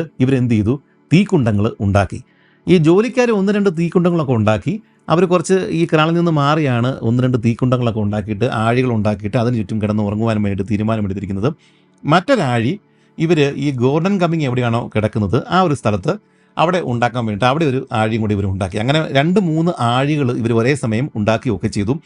ഗോർഡൻ കമ്മിങ് കിടക്കുന്ന സ്ഥലത്ത് അവിടെ ഒരു കാളവണ്ടിയുണ്ട്. മുമ്പ് ക്രോസ് ചെയ്തതുപോലെ തന്നെ കാളവണ്ടിക്ക് ഉള്ളിൽ കിടന്ന് ഉറങ്ങുവാൻ വേണ്ടിയിട്ടാണ് കമ്മിങ് തീരുമാനം എടുത്തിരിക്കുന്നത്. അവിടെ തന്നെയാണ് ഇദ്ദേഹം കുതിരയെ കെട്ടിയിട്ടിരിക്കുന്നതും. ഇവരെല്ലാം സ്ഥിരമായിട്ട് ഇങ്ങനെ തന്നെയാണ് ചെയ്യുന്നത്. കുതിരകളെ ഈ ഒരു ക്രാളിനകത്ത് കൊണ്ട് കെട്ടാറില്ല. ഈ വേട്ടക്കാരൻ എവിടെയാണ് കിടക്കുന്നത് അതിൻ്റെ കൂട്ടത്തിൽ തന്നെയാണ് കുതിരയെ കെട്ടിയിടാറ്. അങ്ങനെ പല ആഴികൾ ഇവർ ഉണ്ടാക്കിയിരിക്കുകയാണ്. ജോലിക്കാർ 1-2 ആഴികൾ ഉണ്ടാക്കിയിട്ട് അതിന് ചുറ്റുമൊക്കെ ഇരുന്ന് വർത്തമാനമൊക്കെ പറയുന്നുണ്ട്. മറ്റൊരു ആഴിയുള്ളത് കാളവണ്ടിയുടെ തൊട്ടരികിലാണ്. അതിൻ്റെ തൊട്ടരികിൽ ഒരു കസേരയൊക്കെ ഇട്ടിട്ട് നമ്മുടെ ഗോർഡൻ കമ്മിങ് ഇരിപ്പുണ്ട്. അതായത് പുറകിൽ ഗ്രാമമാണ്, അതിൽ നിന്ന് കുറച്ച് മാറിയിട്ട് ഒരു സമതലം, അവിടെയാണ് ഇവർ തമ്പടിച്ചിരിക്കുന്നത്. അവിടെ കുറേ ആഴികൾ കൂട്ടിയിട്ടിരിക്കുന്നു. ഗോർഡൻ കമ്മിങ് ഒരു കസേരയൊക്കെ എടുത്തിട്ടിട്ട് മുന്നോട്ട് നോക്കിയിരുന്നു. മുൻപിലുള്ളത് നദിയാണ്. അപ്പോൾ ആ ഒരു ഭാഗത്തേക്ക് നോക്കിയിരിക്കാനായിട്ട് വളരെയധികം രസമാണ്. കമ്മിങ് എന്ത് ചെയ്തു, അങ്ങനെ വലിയൊരു മൂടൊക്കെ ആയി കഴിഞ്ഞപ്പോഴേക്കും ഇദ്ദേഹം ഒരു സൂപ്പൊക്കെ ഉണ്ടാക്കിയിട്ട് കുടിക്കാൻ വേണ്ടിയിട്ട് തീരുമാനമെടുത്തു. അദ്ദേഹം സൂപ്പ് ഉണ്ടാക്കി കുടിച്ചുകൊണ്ടിരിക്കുകയാണ്. ഈ ഒരു സമയത്ത് ജോലിക്കാർ ക്രാളിനുള്ളിലേക്ക് ഈ കാളകളൊക്കെ തെളിച്ച് കയറ്റി അവരും അവരുടെ ആഴികളിൽ കുറച്ച് ആഹാരമൊക്കെ പാചകം ചെയ്തിട്ട് അവർക്ക് വേണ്ടുന്ന കാര്യങ്ങളൊക്കെ അവരും ചെയ്യുന്നുണ്ട്. നദീതീരത്ത് ഉയരത്തിൽ ജ്വലിക്കുന്ന 2-3 ആഴികൾ മാത്രമാണ് ഇപ്പോൾ കാണാൻ സാധിക്കുന്നത്. പുറകിൽ അങ്ങ് അകലെയുള്ള കാട്ടുഗ്രാമത്തിൽ നിന്നും ചില ശബ്ദങ്ങളും അങ്ങിങ്ങായിട്ട് ചില തീപ്പന്തങ്ങളും കാണാൻ സാധിക്കുന്നുണ്ട്. കമ്മിങ്ങിൻ്റെ സംഘത്തിലുള്ള നായകളെല്ലാം വിശ്രമത്തിലാണ്. അദ്ദേഹത്തിൻ്റെ കുതിര ഇരുട്ടിലേക്ക് തന്നെ നോക്കി അനങ്ങാതെ നിൽപ്പുണ്ട്. സൂര്യൻ അസ്തമിച്ചിട്ട് ഒരു 3 മണിക്കൂറുകൾക്ക് ശേഷം ഭക്ഷണം കഴിക്കുവാൻ വേണ്ടിയിട്ട് കമ്മിങ് ഉത്തരവിട്ടു. അതിനുശേഷം ഹെൻറിക്ക് ഉൾപ്പെടെയുള്ള 3 പേര് കുറ്റിച്ചെടികൾക്കരികെയുള്ള തീക്കുണ്ടത്തിൻ്റെ അരികിലേക്ക് അവർ ചെന്ന് അവിടെ കിടന്ന് ഉറങ്ങാനായിട്ടാണ് അവർ തീരുമാനമെടുത്തത്. ജോലിക്കാർ ഒരു 2-3 തീക്കുണ്ടങ്ങൾ ഉണ്ടാക്കിയിട്ട് അതിന് ചുറ്റും കിടന്ന് ഉറങ്ങിയാണ് എന്ന് മുമ്പ് പറഞ്ഞിരുന്നല്ലോ. കമ്മിങ് ആ സമയത്ത് അദ്ദേഹത്തിന് ഉറങ്ങാനൊന്നും പറ്റുന്നില്ല. അദ്ദേഹം എന്ത് ചെയ്തു, നല്ല രസമാണ് ഈ നദിക്കരയിലേക്ക് നോക്കി രാത്രിയിൽ ഇങ്ങനെ ഒരു സൂപ്പൊക്കെ കുടിച്ചിരിക്കുക. മിച്ചം കുറച്ച് സൂപ്പൊക്കെ ഉണ്ടായിരുന്നു. ഇദ്ദേഹം എന്ത് ചെയ്തു, ആ കസരയിൽ തന്നെ ഇരുട്ടിൽ ഈ സൂപ്പൊക്കെ കുടിച്ച് എന്തൊക്കെയോ ചിന്തിച്ചുകൊണ്ട് ഈ ഗോർഡൻ കമ്മിങ് അദ്ദേഹത്തിൻ്റെ കസേരയിൽ അങ്ങിരുന്നു. ഈ ഹെൻറിക്ക് കിടക്കുന്ന ആ ഒരു തീക്കുണ്ടം, ആ ഒരു ആഴി, അതിന് ചുറ്റും 3 പേരാണ് കിടക്കുന്നത്. ഹെൻറിക്ക് ഉൾപ്പെടെയുള്ള 3 പേരാണ് കിടക്കുന്നത്. ഹെൻറിക്കും ഒരു കൂട്ടുകാരനും കൂടെ കൂടിയിട്ട് ഒരു പുതപ്പിനകത്തേക്ക് ചുരുണ്ട് കയറി. ഇദ്ദേഹത്തിൻ്റെ കൂട്ടത്തിലുള്ള 3ാമത്തെ ആൾ ഈ തീക്കുണ്ടത്തിൻ്റെ മറുവശത്ത് ഒറ്റയ്ക്ക് ഒരു പുതപ്പ് മൂടിയാണ് കിടക്കുന്നത്. മറ്റൊരു തീക്കുണ്ടമുണ്ട്, അത് കുറച്ചങ്ങ് മാറിയിട്ടാണ് അവിടെ കുറച്ച് പേര് കിടന്ന് ഉറങ്ങുന്നുമുണ്ട്. ഇതാണ് അവിടുത്തെ ഒരു രംഗം സിറ്റുവേഷൻ. ഇതിനിടയിൽ ഈ ക്രാളിനകത്ത് നിന്ന് മുമ്പ് ക്രോസിന് സംഭവിച്ച പോലെ തന്നെ ഒരു കാള വെകിളി പൂണ്ടിട്ട് ഈ ഒരു ചെറിയ വിടവ് വഴി പുറത്തേക്ക് ചാടിക്കിടക്കാനായിട്ട് ഒരു ശ്രമം നടത്തി. ഇത് നമ്മളെ ഈ കാളകളുടെ ചുമതലയുള്ള ഹെൻറിക്ക് കണ്ടു. അദ്ദേഹം വീണ്ടും ഈ കിടന്ന് ഉറങ്ങുകയായിരുന്നു. എഴുന്നേറ്റിട്ട് പ്രായിക്കൊണ്ട് ശപിച്ചുകൊണ്ട് ഒച്ച വെച്ചുകൊണ്ട് ഈ കാളയെ വീണ്ടും വലിച്ചഴിച്ചുകൊണ്ട് ഈ ക്രാളിനകത്ത് കൊണ്ട് കയറ്റുകയും ഈ ക്രാളിൻ്റെ അവിടെയുള്ള 2 ചെറിയ ബാറുകൾ അദ്ദേഹം ഇടുകയും ക്രാളിൻ്റെ ലോക്ക് പോലുള്ള സ്ഥലമാണ്, ഒരു സാധനമാണ്, അതിടുകയും വീണ്ടും ഇതുപോലെ തന്നെ കാളയോട് എന്തൊക്കെയോ പറഞ്ഞുകൊണ്ട് ഇദ്ദേഹം വന്ന് കിടന്നിട്ട് ആ വീണ്ടും കൂട്ടുകാരൻ്റെ കൂട്ടത്തിൽ ഒരു പുതപ്പിനകത്ത് ആഴിക്കരികിൽ കിടന്നുറങ്ങുകയും ചെയ്തു. മുമ്പ് പറഞ്ഞതുപോലെ കമ്മിങ് ഉറങ്ങിയിട്ടില്ല. അദ്ദേഹം അപ്പോഴും ആ സൂപ്പുമൊക്കെ രുചിച്ചുകൊണ്ട് അവിടെ തന്നെ ഇരുട്ടിൽ ഇരിപ്പുണ്ട്. ഇതേ സമയം ആഴിയുടെ ശക്തിയൊക്കെ കുറഞ്ഞിട്ട് തീ ഏതാണ്ട് കെട്ടു തുടങ്ങുന്ന ഒരു സമയമായി.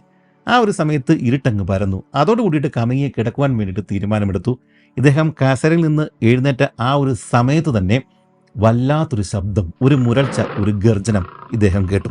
ഇത് വളരെ അകലെ നിന്നൊന്നുമല്ല, തൊട്ടരികിൽ ഇരുട്ടിൽ നിന്നാണ്, ജോലിക്കാർ കിടക്കുന്ന ആ ഒരു ഭാഗത്തു നിന്നാണ് ഒരു സിംഹത്തിന്റെ മുരൾച്ച ഇദ്ദേഹം കേൾക്കുന്നത്. സിംഹത്തിന്റെ മുരൾച്ചയുടെ കൂട്ടത്തിൽ എന്നെ രക്ഷിക്കൂ, എന്നെ സഹായിക്കൂ എന്ന് അത്യുച്ചത്തിൽ അലറിക്കൂവി വിളിക്കുന്ന ഒരാളുടെ ശബ്ദം. പെട്ടെന്ന് തന്നെ ജോർജ് ഗോർഡൻ കമ്മിങ്ങിന് കാര്യം മനസ്സിലായി. ഇത് തൻ്റെ പ്രിയപ്പെട്ട ഹെൻറിക്കിന്റെ ശബ്ദമാണ്. പക്ഷെ അടുത്ത സെക്കൻഡിൽ ആ ഒരു ശബ്ദം നിലച്ചു. ഇപ്പോൾ സിംഹത്തിന്റെ ശബ്ദവുമില്ല, ഈ ഒരു ഹെൻറിക്കിന്റെ ശബ്ദവുമില്ല. പക്ഷേ ക്യാമ്പ് ഉണർന്നു. ആളുകൾ അങ്ങോട്ടും ഇങ്ങോട്ടും തലങ്കും വിലങ്കും പായുകയാണ്. ഒരു ആൾ ഓടി വന്നിട്ട് ഈ ജോർജ് ഗോർഡൻ കമ്മിങ്ങിന്റെ മുന്നിൽ നിന്നുകൊണ്ട് അണച്ചുകൊണ്ട് പറഞ്ഞു, ഒരു സിംഹം വന്ന് ഹെൻറിക്കിനെ കൊണ്ട് പോയി. പെട്ടെന്ന് തന്നെ കമ്മിങ് തന്റെ തോക്ക് കയ്യിലെടുത്തു. പക്ഷേ ഈ ഇരുട്ടത്ത് എങ്ങോട്ട് പോകാനാണ്, എങ്ങോട്ട് ഉന്നം വെച്ച് വെടിവെക്കാനാണ്. ഹെൻറിക്കിന്റെ ശബ്ദം പൊടുന്നനെ നിലച്ചതിന്റെ കാരണം സിംഹം അവന്റെ കഴുത്ത് കടിച്ചു പിടിച്ച് ഓടിച്ചിട്ടുണ്ടാവണം. ഹെൻറിക്ക് അപ്പോൾ തന്നെ മരിച്ചിട്ടുണ്ടാവണം. അതുകൊണ്ടാണ് ആ ശബ്ദം ഇപ്പോൾ ഇല്ലാത്തത്. ഇനി ഒരു ബറ്റാലിയൻ ആൾ വന്നാലും ഹെൻറിക്കിനെ രക്ഷിക്കാനാവില്ല, അവൻ മരണപ്പെട്ടു കഴിഞ്ഞു. അവിടെ സംഭവിച്ചത് മുമ്പ് പറഞ്ഞതുപോലെ ഹെൻറിക്കും കൂട്ടുകാരനും ഒരു പുതപ്പിന്റെ കീഴിലാണ് കിടന്നുറങ്ങിയിരുന്നത്. അവർ കെട്ടിപ്പിടിച്ച് കിടന്നുറങ്ങുകയാണ്. ആഴിയുടെ മറുവശത്താണ് ഈ മറ്റൊരാൾ ഒറ്റയ്ക്ക് കിടന്ന് ഉറങ്ങിയിട്ടുണ്ടായിരുന്നത്.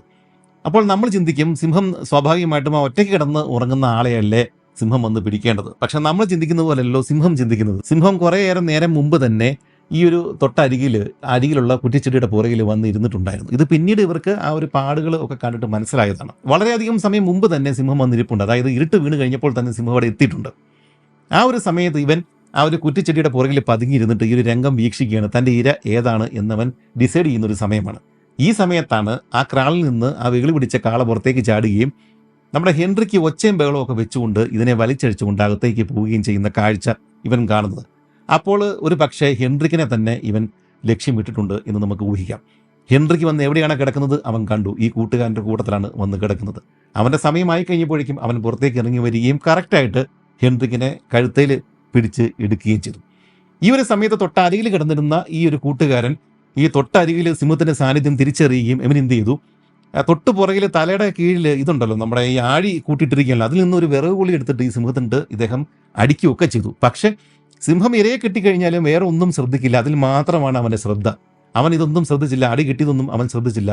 ഹെൻറിക്കിനെയും കൊണ്ട് അടുത്ത നിമിഷം ഇവൻ ചാടി ആ കുറ്റിക്കാട്ടിലേക്ക്, ആ ഒരു ഇരുട്ടിലേക്ക് അവൻ മറയുകയും ചെയ്തു. ഓർക്കുക, 1-2 സെക്കൻഡുകൾക്കുള്ളിലാണ് ഈ പറഞ്ഞ ഈ കാര്യങ്ങളെല്ലാം നടന്നിട്ടുണ്ടാവുക. എന്താണെങ്കിലും ആ ക്യാമ്പാകെ ഞെട്ടിത്തരിച്ചു പോയി. 2-3 സെക്കൻഡുകൾ കൊണ്ട് ഇവരുടെ കൂട്ടത്തിലുണ്ടായിരുന്ന ഒരാൾ നഷ്ടപ്പെട്ടിരിക്കുകയാണ്. ഒരു സിംഹം ഒരാളെ കൊണ്ടുപോയിരിക്കുകയാണ്. കമ്മിങ് ഹെൻറിക്ക് കിടന്നിരുന്ന ആ ഒരു സ്ഥലത്തേക്ക് ഓടിച്ചെന്നു. ആളുകൾ ഉച്ചത്തിൽ ഹെൻറിക്കിനെ ഇരുട്ടിലേക്ക് നോക്കി വിളിക്കുന്നുണ്ട്. പക്ഷേ ഹെൻറിക്കിന്റെ ശബ്ദം ഒന്നും കേൾക്കാനില്ല. ആകെയുള്ളത് വീട്ടിൽ നിന്നും ആ സിംഹത്തിന്റെ ഗർജനം മാത്രമാണ്. അതിന്റെ അർത്ഥം അധിക ദൂരം ഒന്നും പോകാതെ ഹെൻറിക്കിനെ വലിച്ചഴിച്ചുകൊണ്ട് അവൻ തൊട്ടരികിൽ എവിടെയോ ഇരുന്നുകൊണ്ടാണ് ഹെൻറിക്കിനെ ഭക്ഷിച്ചുകൊണ്ടിരിക്കുന്നത്. നമ്മുടെ കൂട്ടത്തിലുള്ള ഒരാളെ മീറ്ററുകൾക്ക് അപ്പുറം മാറിയിട്ട് ഇരുട്ടിലിരുന്നുകൊണ്ട് ഒരു സിംഹം ഭക്ഷിച്ചുകൊണ്ടിരിക്കുക. അത് ഒന്നും ചെയ്യാൻ പറ്റാതെ കുറച്ച് ആളുകൾ ഇവിടെ ഇരിക്കുക. എന്തൊരു സിറ്റുവേഷനാണ്! ആ ഒരു അവസ്ഥയിലാണ് അവരിപ്പോൾ ഉള്ളത്. ഹെൻറിക്കിനെ വലിച്ചഴിച്ചുകൊണ്ട് ആ മണലിലൂടെ കൊണ്ടുപോയ പാടൊക്കെ ഈ കമ്മിങ്ങിനെ കാണാൻ സാധിച്ചു. പക്ഷേ ഇരുട്ടത്ത് ഈ ഒരു സമയത്ത് ഈ സിംഹത്തിന്റെ മുന്നിലേക്ക് ചെന്നുപെടുക എന്ന് പറയുന്നത് ഒരു വേട്ടക്കാരനും ചെയ്യുന്ന പണിയല്ല. കാരണം ഇരുട്ടാണ്, ഇവനെ വെടിവെക്കാൻ പോലും പറ്റില്ല. ഏത് വശത്താണ് ഇവൻ വരിക എന്ന് പറയാനും സാധിക്കില്ല. ഇതിനിടെ അപ്രതീക്ഷിതമായിട്ട് നടന്ന ഈ സിംഹത്തിന്റെ ആക്രമണം, സിംഹം ഇത്രയും നേരം അവിടെ വന്നിരുന്നിട്ട് പോലും കാറ്റിന്റെ ദിശ കാരണമാവണം ഈ നായ്ക്കൾക്ക് മനസ്സിലായതേയില്ല. അല്ലെങ്കിൽ മറ്റേതെങ്കിലും കാരണം കൊണ്ടാവണം നായ്ക്കൾക്ക് ഇത്രയും നേരമായിട്ടും സിംഹത്തെ മനസ്സിലായില്ല എന്നുള്ളതാണ് അത്ഭുതം. എന്നാണെങ്കിലും ഈ ഒരു പ്രശ്നം മുമ്പേ പോണ്ടയുടെ കേസിലും സംഭവിച്ചതാണ്, നമ്മൾ കണ്ടതാണ്. എന്താണെങ്കിലും കുറച്ച് കഴിഞ്ഞപ്പോഴേക്കും ഈ സിംഹത്തിന്റെ ആ ഒരു വശത്ത് നിന്നും കാറ്റ് ഇങ്ങോട്ടേക്ക് വരാൻ തുടങ്ങിയതോടെ സിംഹത്തിന്റെ മണം ഈ ഒരു നായ്ക്കൾക്ക് കിട്ടുകയും നായ്ക്കൾ കിടന്ന് ബഹളം വെക്കാനായിട്ട് തുടങ്ങുകയും ചെയ്തു. നായ്ക്കൾ ഉടൻ തന്നെ എന്ത് ചെയ്തു, ഈ മണം കിട്ടിയ ഭാഗത്തേക്ക് ഇരുട്ടിലേക്ക് കുറിച്ചുകൊണ്ട് കുതിച്ച് പായുകയൊക്കെ ചെയ്തു. പക്ഷേ അവിടെ സിംഹം മുരളുന്ന ശബ്ദം ഇവർക്ക് കേൾക്കാം. സിംഹത്തിന്റെ അരികിലേക്ക് പോകാനായിട്ടുള്ള ധൈര്യം ഒരു നായ്ക്കും ഉണ്ടായില്ല. അങ്ങോട്ട് പോയ നായ്ക്കളൊക്കെ അതേ സ്പീഡിൽ തിരിച്ചു വരുന്ന കാഴ്ചയാണ് കമ്മിങ് കണ്ടത്. ആളുകളോട് ഈ അണഞ്ഞുപോയ തീകൾ വീണ്ടും ആഴികൾ കൂട്ടുവാൻ വേണ്ടിയിട്ട് ഈ ഗോർഡൻ കമ്മിങ് പറഞ്ഞു, ഹെൻറിക്ക് പോയത് പോയി, ഇനി ബാക്കിയുള്ള ആളുകളെ സംരക്ഷിക്കണം.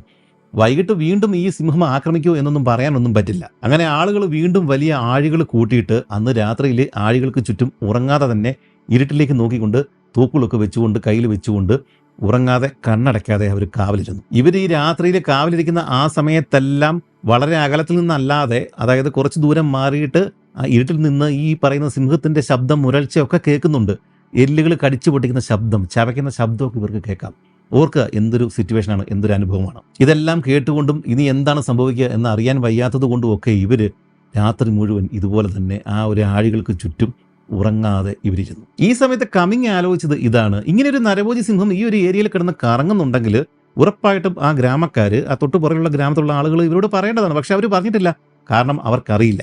അങ്ങനെയാണെങ്കിൽ ഈ ഒരു സിംഹം വേറെ ഭാഗത്ത് ഉണ്ടായിരുന്ന ഒരു സിംഹമാണ്. അവൻ അവിടുത്തെ ഇരകളൊന്നും കിട്ടാതെ വന്നു കഴിഞ്ഞപ്പോഴേക്കും അവൻ ഇങ്ങോട്ടേക്ക് വരുന്ന വഴി, ഈ ഗ്രാമം ആക്രമിക്കാനായിട്ടോ അല്ലെങ്കിൽ ഈ ഗ്രാമത്തിന്റെ വെട്ടമൊക്കെ കണ്ടിട്ട് അങ്ങോട്ടേക്ക് വരുന്ന വഴിയിലായിരിക്കണം ഇവരുടെ ക്യാമ്പിന്റെ ഫ്രണ്ടിൽ ഇവൻ വന്ന് എത്തിപ്പെടുന്നത്. ആ സമയത്തായിരിക്കണം ഈ പാവൻ ഹെൻറിക്ക് ഒച്ച വെച്ചുകൊണ്ട് നടക്കുന്നതൊക്കെ ഇവൻ കാണുന്നത്. അങ്ങനെ ആയിരിക്കണം ഇവൻ അവിടെ ആ കുറ്റിച്ചെടികൾക്ക് പുറകിൽ പതുങ്ങി ഇരുന്നിട്ടുണ്ടാവുക. കാറ്റ് അവന് അനുകൂലമായതുകൊണ്ട് തന്നെയും ഈ വേട്ടപ്പട്ടികൾക്ക് ഇവന്റെ മണോ ഇവന്റെ സാന്നിധ്യമോ തിരിച്ചറിയാൻ സാധിക്കാതെ വരികയും ചെയ്തു. എന്താണേലും പാവം ഹെൻറിക്കിന്റെ വിധി. നേരം വെളുക്കുന്നതിന് മുമ്പ് തന്നെ സിംഹം എന്തോ ഒരു സാധനം വലിച്ചഴിച്ചുകൊണ്ട് നദിയുടെ ഭാഗത്തേക്ക് പോകുന്ന ശബ്ദം ഇവർക്ക് കേൾക്കാൻ സാധിക്കുമായിരുന്നു. നേരം പുലർന്നു കഴിഞ്ഞപ്പോഴേക്കും ഇവർ എന്ത് ചെയ്തു? എന്താണേലും രണ്ടും കളിപ്പിച്ചിട്ട് സിംഹത്തെ ഇവർക്ക് കാണാൻ പറ്റുമല്ലോ. അതുകൊണ്ട് തന്നെ ഇവർ ഈ ട്രാക്കുകൾ കണ്ടിട്ട് ആ ട്രാക്കുകളുടെ വലിച്ചഴിച്ചുകൊണ്ട് പോയി ആ ട്രാക്ക് പിന്തുടർന്ന് ഇവർ കുറച്ച് ദൂരം മുന്നോട്ടേക്ക് പോയി. കമ്മിങ് എന്ത് ചെയ്തു? തൻ്റെ കുതിരയുടെ പുറത്താണ് ഈ ട്രാക്കിലൂടെ മുന്നോട്ട് പോകാനായിട്ട് തീരുമാനമെടുത്തത്. കുതിരപ്പുറത്ത് ഇരുന്ന് കഴിഞ്ഞാലുള്ള സൗകര്യം ദൂരെ നിന്ന് പോലും അല്ലെങ്കിൽ കുറ്റിച്ചെടികൾക്ക് ഇടയിൽ മറഞ്ഞു നിൽക്കുന്ന മൃഗങ്ങളെ വരെയും ഇദ്ദേഹത്തിന് കാണാൻ സാധിക്കും. ഹെൻറിക്കിനെ വലിച്ചഴിച്ചുകൊണ്ട് പോയ പാടുകളും മണലിൽ വ്യക്തമായിട്ട് കാണാൻ സാധിക്കുന്നുണ്ട്. അവിടെ ഇവിടെയെല്ലാം ചോരപ്പാടുകൾ, കറകൾ കിടപ്പുണ്ട്. ഒരു സ്ഥലത്ത് ഹെൻറിക്കിന്റെ ഒരു കാല് മാത്രമായിട്ട് കിടപ്പുണ്ട്. അതായത് ബാക്കി ഭാഗമെല്ലാം അവൻ ഭക്ഷിച്ച് അല്ലെങ്കിൽ കടിച്ചെടുത്തുകൊണ്ട് നദിയുടെ തീരത്തേക്ക് അവൻ പോയിരിക്കുകയാണ്. കുറച്ചുകൂടി മുന്നോട്ട് പോയി കഴിഞ്ഞപ്പോഴേക്കും ഹെൻറിക്കിന്റെ ചോര പുരണ്ട ആ ഒരു കോട്ട്, അവൻ ഇട്ടിരുന്ന ആ ഒരു കോട്ട് വഴിയിൽ കിടക്കുന്നത് ഇദ്ദേഹം കണ്ടു. കമ്മിങ് കണ്ടു. തനിക്ക് ഏറ്റവും ഇഷ്ടമുണ്ടായിരുന്ന, തൻ്റെ ഏറ്റവും വിശ്വസ്തനായിട്ടുള്ള ഈ ഹെൻറിക്കിന്റെ മരണം, ഇത് ഈ ജോർജ് ഗോർഡൻ കമ്മിങ്ങിനെ വല്ലാതെ വേദനിപ്പിച്ചു. പക്ഷേ ഇദ്ദേഹത്തിന് ഇങ്ങനെ വേദനിച്ചിരിക്കാൻ സമയമൊന്നുമില്ല. കാരണം ഇവർക്ക് ഇനിയും ഇവിടെ ക്യാമ്പ് ചെയ്യേണ്ടതാണ്. അതുകൊണ്ട് തന്നെ ഈ നരഭോജി സിംഹത്തെ കണ്ടെത്തി വേട്ടയാടി കൊന്നേ മതിയാവും. എന്താണെങ്കിലും ഇന്നത്തെ രാത്രിയും ഈ ഒരു സിംഹം ആക്രമിക്കാൻ സാധ്യതയുണ്ട് എന്ന് കമ്മിങ്ങിന് തോന്നി. അതുകൊണ്ട് അദ്ദേഹം എന്ത് ചെയ്തു? ഈ ക്രാള് കൂടുതൽ ബലപ്പെടുത്തുവാൻ വേണ്ടിയിട്ട് ഇദ്ദേഹം ആളുകളോട് പറഞ്ഞു. അതിനുശേഷം ഇദ്ദേഹം എല്ലാ മൃഗങ്ങളെയും ഈ ക്രാളിനുള്ളിലേക്ക് കയറ്റുവാൻ പറഞ്ഞു. രാത്രി അല്ലെങ്കിൽ പ്രശ്നമാണ്. ഇവൻ വന്ന് ആക്രമിച്ചു കഴിഞ്ഞാൽ ഇവർക്ക് ഇവരെ നോക്കാനായിട്ടല്ലേ പറ്റുകയുള്ളൂ, മൃഗങ്ങളെ കൂടി നോക്കാനായിട്ട് പറ്റില്ല. അതുകൊണ്ട് തന്നെ സകല മൃഗങ്ങളെയും, കുതിര ഉൾപ്പെടെ എല്ലാത്തിനെയും കൂടെ ക്രാളിലേക്ക് കയറ്റുവാൻ വേണ്ടിയിട്ട് ഇദ്ദേഹം ഇവരോട് പറയുകയും ചെയ്തു. അന്നത്തെ രാത്രി അങ്ങനെ കിടക്കാം എന്ന് തീരുമാനിച്ചു. പക്ഷേ ഈ ജോർജ് ഗോർഡൻ കമ്മിങ്ങിന്റെ മനസ്സിൽ മറ്റൊരു ഉദ്ദേശം ഉണ്ടായിരുന്നു: ഈ പകല് തന്നെ ഇവനെ വകവരുത്തണം. അങ്ങനെ നരഭോജിയെ ആ പകല് തന്നെ തീർക്കുവാൻ വേണ്ടിയിട്ട് ഈ കമ്മിങ്ങിയെ തയ്യാറെടുത്തു. അതിന് വേണ്ടിയിട്ട് അദ്ദേഹം പുറകിലെ ഗ്രാമത്തിലെ അവിടെ നിന്ന് കൊള്ളാവുന്ന കുറച്ച് ട്രാക്കർമാരെയും കൂടെ കൂട്ടത്തിൽ കൂട്ടി. അവർ ഈ വേട്ടനായ്ക്കളുടെ കൂട്ടത്തിൽ സിംഹത്തിന്റെ മണവും അല്ലെങ്കിൽ ആ ഒരു കാൽപ്പാടുകളും നോക്കിയിട്ട് അതിനെ ട്രാക്ക് ചെയ്ത് മുന്നോട്ട് നീങ്ങി. ഇവരുടെ കൂട്ടത്തിൽ തന്നെ കുതിരപ്പുറത്ത് ഇത് നമ്മുടെ തൂക്കുമൊക്കെ ആയിട്ട് ജോർജ് ഗോർഡൻ കമ്മിങ്ങും ഇവരുടെ കൂട്ടത്തിൽ തന്നെ മുന്നോട്ട് നീങ്ങി. കമ്മിങ്ങിന്റെ സംഘത്തിൽ ഒന്ന് രണ്ട് വേറെയും കുതിരകൾ കൂടി ഉണ്ടായിരുന്നു. ആ കുതിരകളുടെ പുറത്തേക്ക് ഈ ഇദ്ദേഹത്തിന്റെ കൂട്ടത്തിലുണ്ടായിരുന്ന രണ്ട് സഹായികൾ കൂടി കയറി. കാരണം ഈ കുറ്റിച്ചെടികൾക്കിടയിലാണ് ഈ നരഭോജി പതുങ്ങിയിരിക്കുന്നത്. കുതിരകളുടെ സഹായത്തോടെ അല്ലെങ്കിൽ കുതിരപ്പുറത്തിരുന്നാൽ മാത്രമേ വ്യക്തമായിട്ട് അതിനെ കാണാനായിട്ട് സാധിക്കുകയുള്ളൂ. മുമ്പേ പോകുന്ന ട്രാക്കർമാർ, ഈ നായ്ക്കൾ, അവരുടെ ദൗത്യം എന്ന് പറയുന്നത് സിംഹം ഏത് ഭാഗത്തുണ്ട് എന്ന് വ്യക്തമായിട്ട് കാണിച്ചു തരിക മാത്രമാണ്. അത് കഴിഞ്ഞാൽ അവർ പിൻവലിയും. അത് കഴിയുമ്പോഴത്തേക്കും ഇവർ ഈ കുതിരപ്പുറത്തുള്ള ആളുകൾ മുന്നോട്ട് പോവുകയും സിംഹത്തെ വേട്ടയാടുകയും ചെയ്യും. ഇതാണ് ഇദ്ദേഹത്തിന്റെ കമ്മിങ്ങിന്റെ പ്ലാൻ. ഈ ഗ്രാമത്തിലുള്ള ആളുകൾ സ്ഥിരമായിട്ട് സഞ്ചരിക്കുന്ന ഒരു ചെറിയ ഒരു കാട്ടുവഴി, അതിലൂടെയാണ് ഈ സിംഹം ഈ ഹെൻറിക്കിനെയും വലിച്ചഴിച്ചുകൊണ്ട് പോയിരിക്കുന്നത്. ഇവർ ആ ഒരു റൂട്ടിൽ കൂടെയാണ് മുന്നോട്ട് പോയിക്കൊണ്ടിരിക്കുന്നത്. ആ പാത നദിയുടെ തീരത്ത് വന്ന് അവസാനിക്കുകയാണ്. സാധാരണ ഇത്തരം വേട്ടയാടലുകൾ നടത്തിയ ശേഷം സിംഹം പോലുള്ള ജീവികൾ ഇവർ വെള്ളം കുടിക്കും. അതിനൊക്കെ വേണ്ടിയിട്ടാണ് ഈ ഇരകളെയും വലിച്ചഴിച്ചുകൊണ്ട് ഈ നദിയുടെ തീരത്തേക്ക് പോകുന്നത്. പക്ഷേ ഈ ട്രാക്ക് ഇവിടം കൊണ്ട് തീരുകയാണ്. അതിൻ്റെ അർത്ഥം എന്താണ്? സിംഹം ഈ ഒരു ഭാഗത്ത് എവിടെയോ ഉണ്ട്. ഉടൻ തന്നെ ഇദ്ദേഹം ഈ കമ്മിങ് എന്ത് ചെയ്തു? സിഗ്നൽ കൊടുത്തു. ഈ വഴികാട്ടിലായിട്ടുണ്ടായിരുന്ന ആ നാട്ടുകാരോട് അവരോട് പുറകിലേക്ക് മാറാൻ പറഞ്ഞു. സിംഹം ഈ ഏത് ഭാഗത്ത് എവിടെയോ ഉണ്ട്, ഇനി ഞങ്ങൾ നോക്കിക്കൊള്ളാം എന്നുള്ള രീതിയിൽ ഈ കുതിരപ്പുറത്തുണ്ടായിരുന്ന കമ്മിങ് ഉൾപ്പെടെയുള്ള ആളുകൾ മുന്നോട്ട് നീങ്ങുകയും ചെയ്തു. ഈ ഒരു സമയത്ത് തന്നെ ഇവരുടെ കൂട്ടത്തിലുണ്ടായിരുന്ന പട്ടികൾ, നായ്ക്കൾ, അവർ മുന്നോട്ട് നീങ്ങാനായിട്ട് തുടങ്ങുകയും ചെയ്തു. അവർക്ക് ആ ഒരു സമയത്ത് അനുകൂലമായ കാറ്റും കിട്ടി, നല്ല ഈ സിംഹത്തിന്റെ രൂക്ഷ ഗന്ധവും ഈ നായ്ക്കൾക്ക് കിട്ടുകയും ചെയ്തു. ഇവർ കുരച്ചുകൊണ്ട് മുന്നോട്ടേക്ക് ഒരു പ്രത്യേക ദിശയിലേക്ക് ഓടുന്നത് കണ്ടതോടെ കമ്മിങ് പുറകെ ഈ ഒരു കുതിരപ്പുറത്ത് ഈ നായ്ക്കളുടെ പുറകെ മുന്നോട്ട് നീങ്ങി. അടുത്ത നിമിഷം പ്രായമുള്ള എക്സ്പീരിയൻസ്ഡ് ആയിട്ടുള്ള ഒന്ന് രണ്ട് നായ്ക്കൾ ഒഴിച്ച് ബാക്കിയുള്ള സകല നായ്ക്കളും കുരച്ചുകൊണ്ട് ഭയന്നുകൊണ്ട് പുറകോട്ട് ഓടി വരുന്ന ദൃശ്യമാണ് കമ്മിങ് കാണുന്നത്. അതിന്റെ അർത്ഥം സിംഹം ആ ഒരു ഭാഗത്ത് എവിടെയോ ഉണ്ട്. നായ്ക്കൾ സിംഹത്തെ കണ്ടെത്തി കഴിഞ്ഞു. മുന്നോട്ട് നീങ്ങിയ കമ്മിങ്ങിന് ഒരു കുറ്റിച്ചെടിയുടെ അപ്പുറത്തെ ഭാഗത്ത് തെളിഞ്ഞ ഒരു സ്ഥലത്ത് സിംഹം ഇങ്ങനെ രോഷാകുലനായിട്ട് നിൽക്കുന്ന ഒരു ഭാഗമാണ് ഇദ്ദേഹം കാണുന്നത്. കാരണം ഈ വേട്ട നായ്ക്കൾ ചുറ്റും കിടന്ന് ഈ കുരച്ചുകൊണ്ട് അങ്ങോട്ടും ഇങ്ങോട്ടും കിടന്ന് ഓടിക്കൊണ്ടിരിക്കുകയാണ്. ഈ നായ്ക്കൾ കുരച്ചുകൊണ്ട് സിംഹത്തിന്റെ മുന്നിലേക്ക് ചെന്നങ്ങ് കയറും. സിംഹം മുരണ്ടുകൊണ്ട് അല്ലെങ്കിൽ ഗർജിച്ചുകൊണ്ട് 1-2 സ്റ്റെപ്പ് മുന്നോട്ട് വെക്കും. നായ്ക്കൾ അതേ രീതിയിൽ ഒരു 10 സ്റ്റെപ്പ് പുറകോട്ട് ഓടും. വീണ്ടും മുന്നോട്ട് വന്ന് സിംഹത്തെ പ്രകോപിപ്പിക്കും. സിംഹത്തെ അവിടെ നിന്ന് ഓടി രക്ഷപ്പെടാൻ സമ്മതിക്കാതെ കമിങ് വരുന്നത് വരെയും സിംഹത്തെ അവിടെ നിർത്തുക എന്നുള്ളതാണ് ഈ നായ്ക്കൾ ഇപ്പോൾ ചെയ്തുകൊണ്ടിരിക്കുന്നത്. അത് ഭംഗിയായിട്ട് അവർ ചെയ്യുന്നുണ്ട്. തൻ്റെ മിത്രവും വിശ്വസ്തനും ഒക്കെ ആയിട്ടുണ്ടായിരുന്ന ഹെൻറിക്കിനെ ജീവനോടെ ഭക്ഷിച്ച ഈ ഒരു സിംഹത്തെ ജീവനോടെ തന്നെ പിടികൂടിയിട്ട് പീഡിപ്പിച്ച് കൊല്ലണം എന്നാണ് തനിക്ക് ആ ഒരു സമയത്ത് തോന്നിയത് എന്നാണ് ഈ ജോർജ് ഗോർഡൻ കമ്മിങ് തൻ്റെ പുസ്തകത്തിൽ എഴുതിയിരിക്കുന്നത്. അത്രയ്ക്ക് ദേഷ്യമായിരുന്നു ഇദ്ദേഹത്തിന് ആ ഒരു സിംഹത്തോട് ആ ഒരു സമയത്ത് ഉണ്ടായിരുന്നത്. എന്നാണെങ്കിലും ഇത്തരം വേട്ടകൾ നടത്തി ശീലമുള്ള, അത് കണ്ട് ശീലമുള്ള, അതിൽ പങ്കെടുത്ത ശീലമുള്ള ഒരു കുതിരയാണ് ഇദ്ദേഹത്തിൻ്റെത്. അതുകൊണ്ട് തന്നെ ഒരു സിംഹത്തെ കണ്ടു കഴിഞ്ഞാൽ കമ്മിങ് ആണ് മുകളിൽ ഇരിക്കുന്നത്, വെടിവെച്ചു കൊള്ളും എന്ന് കുതിരയ്ക്ക് അറിയാം. അതുകൊണ്ട് കുതിര വിരണ്ടെന്ന് ഓടില്ല. സിംഹത്തെ കണ്ടതോടെ ഈ കമ്മിങ്ങിനെ വെടിവെക്കാൻ പാകത്തിൽ ഈ കുതിര കറക്റ്റായിട്ട് അനങ്ങാതെ അങ്ങ് നിന്നു. ഇദ്ദേഹം കുതിരപ്പുറത്ത് ഇരുന്നുകൊണ്ട് തന്നെ തൻ്റെ തോക്കെടുത്തിട്ട് കറക്റ്റായിട്ട് ഈ സിംഹത്തെ എയിം ചെയ്തു ലക്ഷ്യം വെച്ചു. ഇത് കണ്ടതോടെ സിംഹം ഈ ഒരു കമ്മിങ്ങിനെ നോക്കിയിട്ട് മുരണ്ടുകൊണ്ട് മുന്നോട്ടേക്ക് വരാനായിട്ട് ശ്രമിച്ചു. പക്ഷേ ആ ഒരു സമയത്ത് ചുറ്റിനും ഓടുന്ന നായ്ക്കൾ ഈ ഒരു സിംഹത്തിൻ്റെ ശ്രദ്ധ മാറ്റിക്കളഞ്ഞു.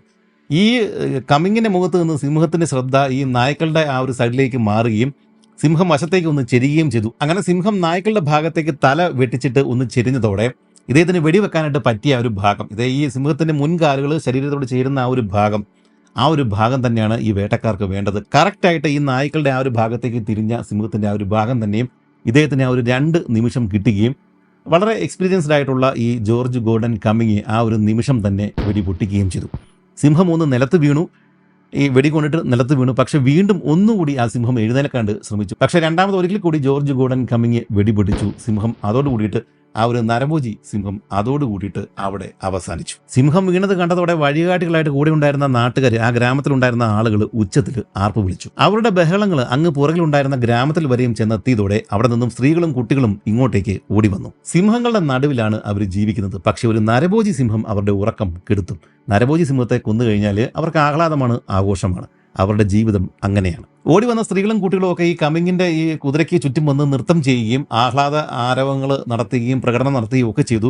ഇദ്ദേഹത്തെ പിതാവ് എന്ന അർത്ഥം വരുന്ന അവരുടെ നാട്ടുഭാഷയിൽ ഒരു വാക്കാണ് വിളിച്ചത് എന്നാണ് ഗോർഡൻ കമ്മിങ് എഴുതിയിരിക്കുന്നത്. ഇങ്ങനെ 2 സംഭവങ്ങളാണ്, സമാനമായ രീതിയിൽ നടന്നിട്ടുള്ള 2 സംഭവങ്ങളാണ് ഈ ഫ്രെഡി സലു നമ്മളോട് വിവരിക്കുന്നത്. ആദ്യത്തെ സംഭവത്തിൽ പോണ്ടോ എന്ന് പറഞ്ഞ ഒരു നായ മാത്രമാണ് പോയതെങ്കിൽ ഇവിടെ ഹെൻറിക് എന്ന് പറഞ്ഞ ഒരു മനുഷ്യനെയും കൊണ്ട് തന്നെയാണ് ആ നരഭോജി സിംഹം കടന്ന് കളഞ്ഞത്. എന്താണെങ്കിലും ജോർജ് ഗോർഡൻ കമ്മിങ്ങിന് അന്നത്തെ ദിവസം തന്നെ അതിനെ വധിക്കുവാനായിട്ട് സാധിക്കുകയും ചെയ്തു. ഇങ്ങനെ പല അനുഭവങ്ങൾ കാണുകയും കേൾക്കുകയും ഒക്കെ ചെയ്തതിൻ്റെ അടിസ്ഥാനത്തിൽ ഫെഡറിക് സലു പറയുന്നത് ഇങ്ങനെ ഉറങ്ങിക്കിടക്കുന്ന ആളുകളെ കറക്റ്റായിട്ട് സിംഹം വന്ന് പിടികൂടുന്നത് കറക്റ്റ് ആ പെടലിൽ വന്ന് എടുത്തുകൊണ്ടങ്ങ് പോവുകയാണ് ചെയ്യുന്നത്. ചിലപ്പോൾ തൊട്ടടുത്ത് കിടന്ന് ഉറങ്ങുന്ന ആൾ അറിയുക പോലും ഇല്ല ഇങ്ങനെ കൂടത്തിൽ വന്ന് കിടന്നിരുന്ന ആൾ പോയ വിവരം.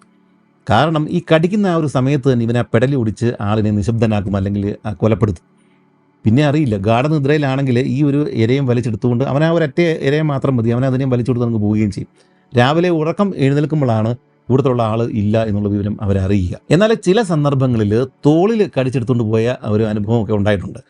അതായത് സിംഹത്തിൻ്റെ ഉദ്ദേശം കഴുത്തിൽ പിടിക്കുക എന്നുള്ളത് തന്നെയാണ്, അതിനെ അപ്പോൾ തന്നെ കൊല്ലുക എന്നുള്ളതാണ്. ഒരാൾ ചെരിഞ്ഞാണ് കിടന്ന് ഉറങ്ങുന്നതെങ്കിൽ, മൂടി പുതച്ചിട്ട് ചെരിഞ്ഞാണ് കിടന്ന് ഉറങ്ങുന്നതെങ്കിൽ ആ സമയത്ത് തലയാണ് എന്ന് വിചാരിച്ചിട്ടാണ് ഇവൻ ഈ തോളിൽ കടിച്ചെടുത്തുകൊണ്ട് പോകുന്നത്. ആ സമയത്ത് അതൊരു വല്ലാത്ത അനുഭവമാണ്. കാരണം ആ ഇര ആ സമയത്ത് മരിക്കത്തില്ല. ഇതിൻ്റെ ഒരു സൈഡിലല്ലേ പിടുത്തം കിട്ടിയിരിക്കുന്നത്, ഇതിനെയും വലിച്ചഴിച്ചുകൊണ്ട് ഇവൻ പോകും. കാരണം ഇവൻ്റെ വായ്ക്കകത്താണ് ഇവൻ്റെ ശരീരത്തിൻ്റെ പകുതി ഭാഗമുള്ളത്. ആ ഒരു സമയം വരെയും നിലവിളിച്ചുകൊണ്ട് ഈ നിലവിളി അകന്നകന്ന് പോകുന്ന ആ ഒരു ഭാഗമാണ്, ആ രംഗമാണ് കൂടുതലുള്ള ആളുകൾക്ക് അനുഭവിക്കേണ്ടി വരിക. എന്നിട്ട് എവിടെയെങ്കിലും കൊണ്ടുപോയിട്ട് ജീവനോടെ ആയിരിക്കും ഭക്ഷിക്കാനായിട്ട് തുടങ്ങുക. അതൊരു വല്ലാത്ത അനുഭവമാണ്. ഈ ഒരു തലയ്ക്ക് കടിച്ചെടുത്തിട്ട് തല ഒടിച്ചിട്ട് കുന്നു കളഞ്ഞിട്ട് കൊണ്ടുപോവുകയാണെങ്കിൽ ചിലപ്പോൾ ഒരു പക്ഷേ ആ ഒരാൾ അറിഞ്ഞിട്ടുണ്ടാവില്ല ആ മരണം പോലും. ഇതേ രീതിയിൽ സിംഹങ്ങൾ ഉറങ്ങിക്കിടക്കുന്ന ആളുകളുടെ നേർക്ക് വ്യാപകമായ ആക്രമണം അഴിച്ചുവിട്ട ഒരു സംഭവം ഉണ്ടായിട്ടുണ്ട്. നമ്മൾ കേട്ടിട്ടുണ്ട് ആ ഒരു സംഭവം, സാവോ നരഭോജികളുടെ സംഭവം. 1898 കെന്യ ഉഗാണ്ട റെയിൽവേ പാതയുടെ നിർമ്മാണത്തിന്റെ ഭാഗമായിട്ട് സാവോ നദിയുടെ കുറുകെ ഒരു പാലം നിർമ്മിക്കുന്ന ആ ഒരു നിർമ്മാണത്തിനിടയ്ക്കാണ് ഈ സാവോ മാനേറ്റേഴ്സ് എന്നറിയപ്പെടുന്ന നരഭോജി സിംഹങ്ങളുടെ ആക്രമണം ഉണ്ടായത്. ആ ഒരു കഥ ഞാൻ വിവരിക്കുന്നില്ല, കാരണം അത് വളരെ പ്രശസ്തമായ കഥയാണ്. നിങ്ങൾ പലരും അത് കേട്ടിട്ടുണ്ട്, ഇംഗ്ലീഷ് സിനിമകൾ വരെയും ഇറങ്ങിയിട്ടുണ്ട്. അതുകൊണ്ട് അത് വിവരിക്കേണ്ട ആവശ്യമില്ല. പക്ഷേ അതിനോടനുബന്ധിച്ച് മറ്റ് പല സംഭവങ്ങൾ നമുക്ക് പറയാനുണ്ട്. ഈ സാവോ മാനീറ്റേഴ്സ് ആയിട്ടുള്ള സിംഹങ്ങൾ ആക്രമണം അഴിച്ചുവിട്ടത് ഇവിടെ നിന്ന് ഇന്ത്യയിൽ നിന്ന് കൊണ്ടുപോയ പാവം റെയിൽവേ നിർമ്മാണ കരാറിൽ ഏർപ്പെട്ടിരുന്ന കൂലി തൊഴിലാളികളായിട്ടുള്ള ഇന്ത്യക്കാരെയാണ്. മുമ്പ് പറഞ്ഞ രീതിക്ക് സമാനമായിട്ട് ഒന്നുകിൽ കഴുത്തിൽ അല്ലെങ്കിൽ തോളിൽ കടിച്ചെടുത്തുകൊണ്ട് ഈ ടെന്റിന് പുറത്തേക്ക് കൊണ്ടുപോയിട്ട് ഭക്ഷണമാക്കുകയാണ് ഈ സാവോ സിംഹങ്ങൾ ചെയ്തുകൊണ്ടിരുന്നത്. അവയെ പിന്നീട് ജോൺ ഹെൻറി പാറ്റേഴ്സൺ വെടിവെച്ച് വധിക്കുകയൊക്കെ ചെയ്തിട്ടുണ്ട്. ഈ സിംഹങ്ങളുടെ സ്റ്റഫ് ചെയ്ത് വെച്ചിരിക്കുന്ന രൂപങ്ങളൊക്കെ നമ്മൾ ഇൻ്റർനെറ്റിൽ അല്ലെങ്കിൽ അതിൻ്റെ ചിത്രങ്ങളൊക്കെ നമ്മൾ ഒട്ടനവധി തവണ കണ്ടിട്ടുള്ളതാണ്. 1909 അമേരിക്കൻ പ്രസിഡൻ്റായിരുന്നു, എന്നാൽ സാഹസിക സഞ്ചാരിയൊക്കെ ആയിട്ടുണ്ടായിരുന്ന തിയഡോർ റൂസ്വെൽറ്റ്, നമ്മുടെ main channel river of doubt എന്ന് പറഞ്ഞ സീരീസിൽ ഇദ്ദേഹത്തിൻ്റെ ഒരു വലിയൊരു യാത്ര നമ്മൾ കണ്ടതാണ്. ഇദ്ദേഹം 1909 ഇതേ പാതയിലൂടെ ഈ സാവോ നരഭോജികൾ അഴിഞ്ഞാടിയ സാവോ ബ്രിഡ്ജിൻ്റെ മുകളിലൂടെ യാത്രയൊക്കെ നടത്തുകയും ഈ ഒരു അനുഭവങ്ങളൊക്കെ അദ്ദേഹം ഓർമ്മിക്കുകയൊക്കെ ചെയ്തിട്ടുണ്ട്. ഇരുമ്പ് നാഗം അല്ലെങ്കിൽ അയൺ സ്നേക്ക് എന്ന് നാട്ടുകാരും വിളിക്കുന്ന കെന്യ ഉഗാണ്ട റെയിൽവേ പാതയുടെ നിർമ്മാണ ഘട്ടത്തിൽ ഇതല്ലാതെയും വേറെയും നരഭോജി സിംഹങ്ങൾ അഴിഞ്ഞാടിയിട്ടുണ്ട്. ഈ ഒരു തീവണ്ടി പാതയുടെ നിർമ്മാണം, തങ്ങളുടെ കാട്ട് ഗ്രാമങ്ങളിലൂടെ ഈ ഒരു തീവണ്ടി പാതയുടെ നിർമ്മാണം, തീവണ്ടി തന്നെ ഒരു പിശാചായിട്ടാണ് അന്നത്തെ കെനിയൻസ് കണ്ടിരുന്നത്. ഇതിൻ്റെ നിർമ്മാണം മരിച്ചുപോയ തങ്ങളുടെ പൂർവികർക്ക് ഇഷ്ടമില്ല, അല്ലെങ്കിൽ അവർക്ക് ഇഷ്ടപ്പെട്ടിട്ടില്ല. അതുകൊണ്ട് തന്നെ ആ പൂർവികരാണ് ഈ ഒരു നരഭോജി സിംഹങ്ങളുടെ രൂപത്തിൽ വന്നിട്ട് പ്രതികാരം വീട്ടുന്നത് എന്നൊക്കെയാണ് കെന്യൻസും ഉഗാണ്ടൻസും അവിടെ താമസിച്ചിരുന്ന നാട്ടുകാരായിട്ടുള്ള ആളുകൾ, ഈ ഗോത്രവംശജരായിട്ടുള്ള ആളുകൾ അക്കാലങ്ങളിൽ അവർ കരുതി പോയിരുന്നത് അങ്ങനെയാണ്. മുമ്പ് പറഞ്ഞതുപോലെ പ്രശസ്തമായിട്ടുള്ള ഈ സാവോ സിംഹങ്ങളുടെ ആക്രമണം മാത്രമല്ല കെന്യ ഉഗാണ്ട തീവണ്ടിപ്പാതയുടെ നിർമ്മാണ ഘട്ടങ്ങളിൽ ഉണ്ടായിട്ടുള്ളത്. വേറെയും നരഭോജി സിംഹങ്ങൾ ഇതേ റൂട്ടിൽ പലപ്പോഴായിട്ട് അഴിഞ്ഞാടിയിട്ടുണ്ട്. ഇത്തരം ഒരു സംഭവത്തിൻ്റെ ഓർമ്മയാണ് ഈ കാണുന്ന ഈ ഫോട്ടോയിൽ നിങ്ങൾ ഇപ്പോൾ കണ്ടുകൊണ്ടിരിക്കുന്ന ഈ കുഴിമാടം. ഇത്തരമൊരു സംഭവത്തിൻ്റെ ഓർമ്മയാണ്. ആ സംഭവം, ഭീകരമായ ആ സംഭവം നമുക്ക് അടുത്ത വീഡിയോയിൽ പറയാം. നന്ദി, നമസ്കാരം.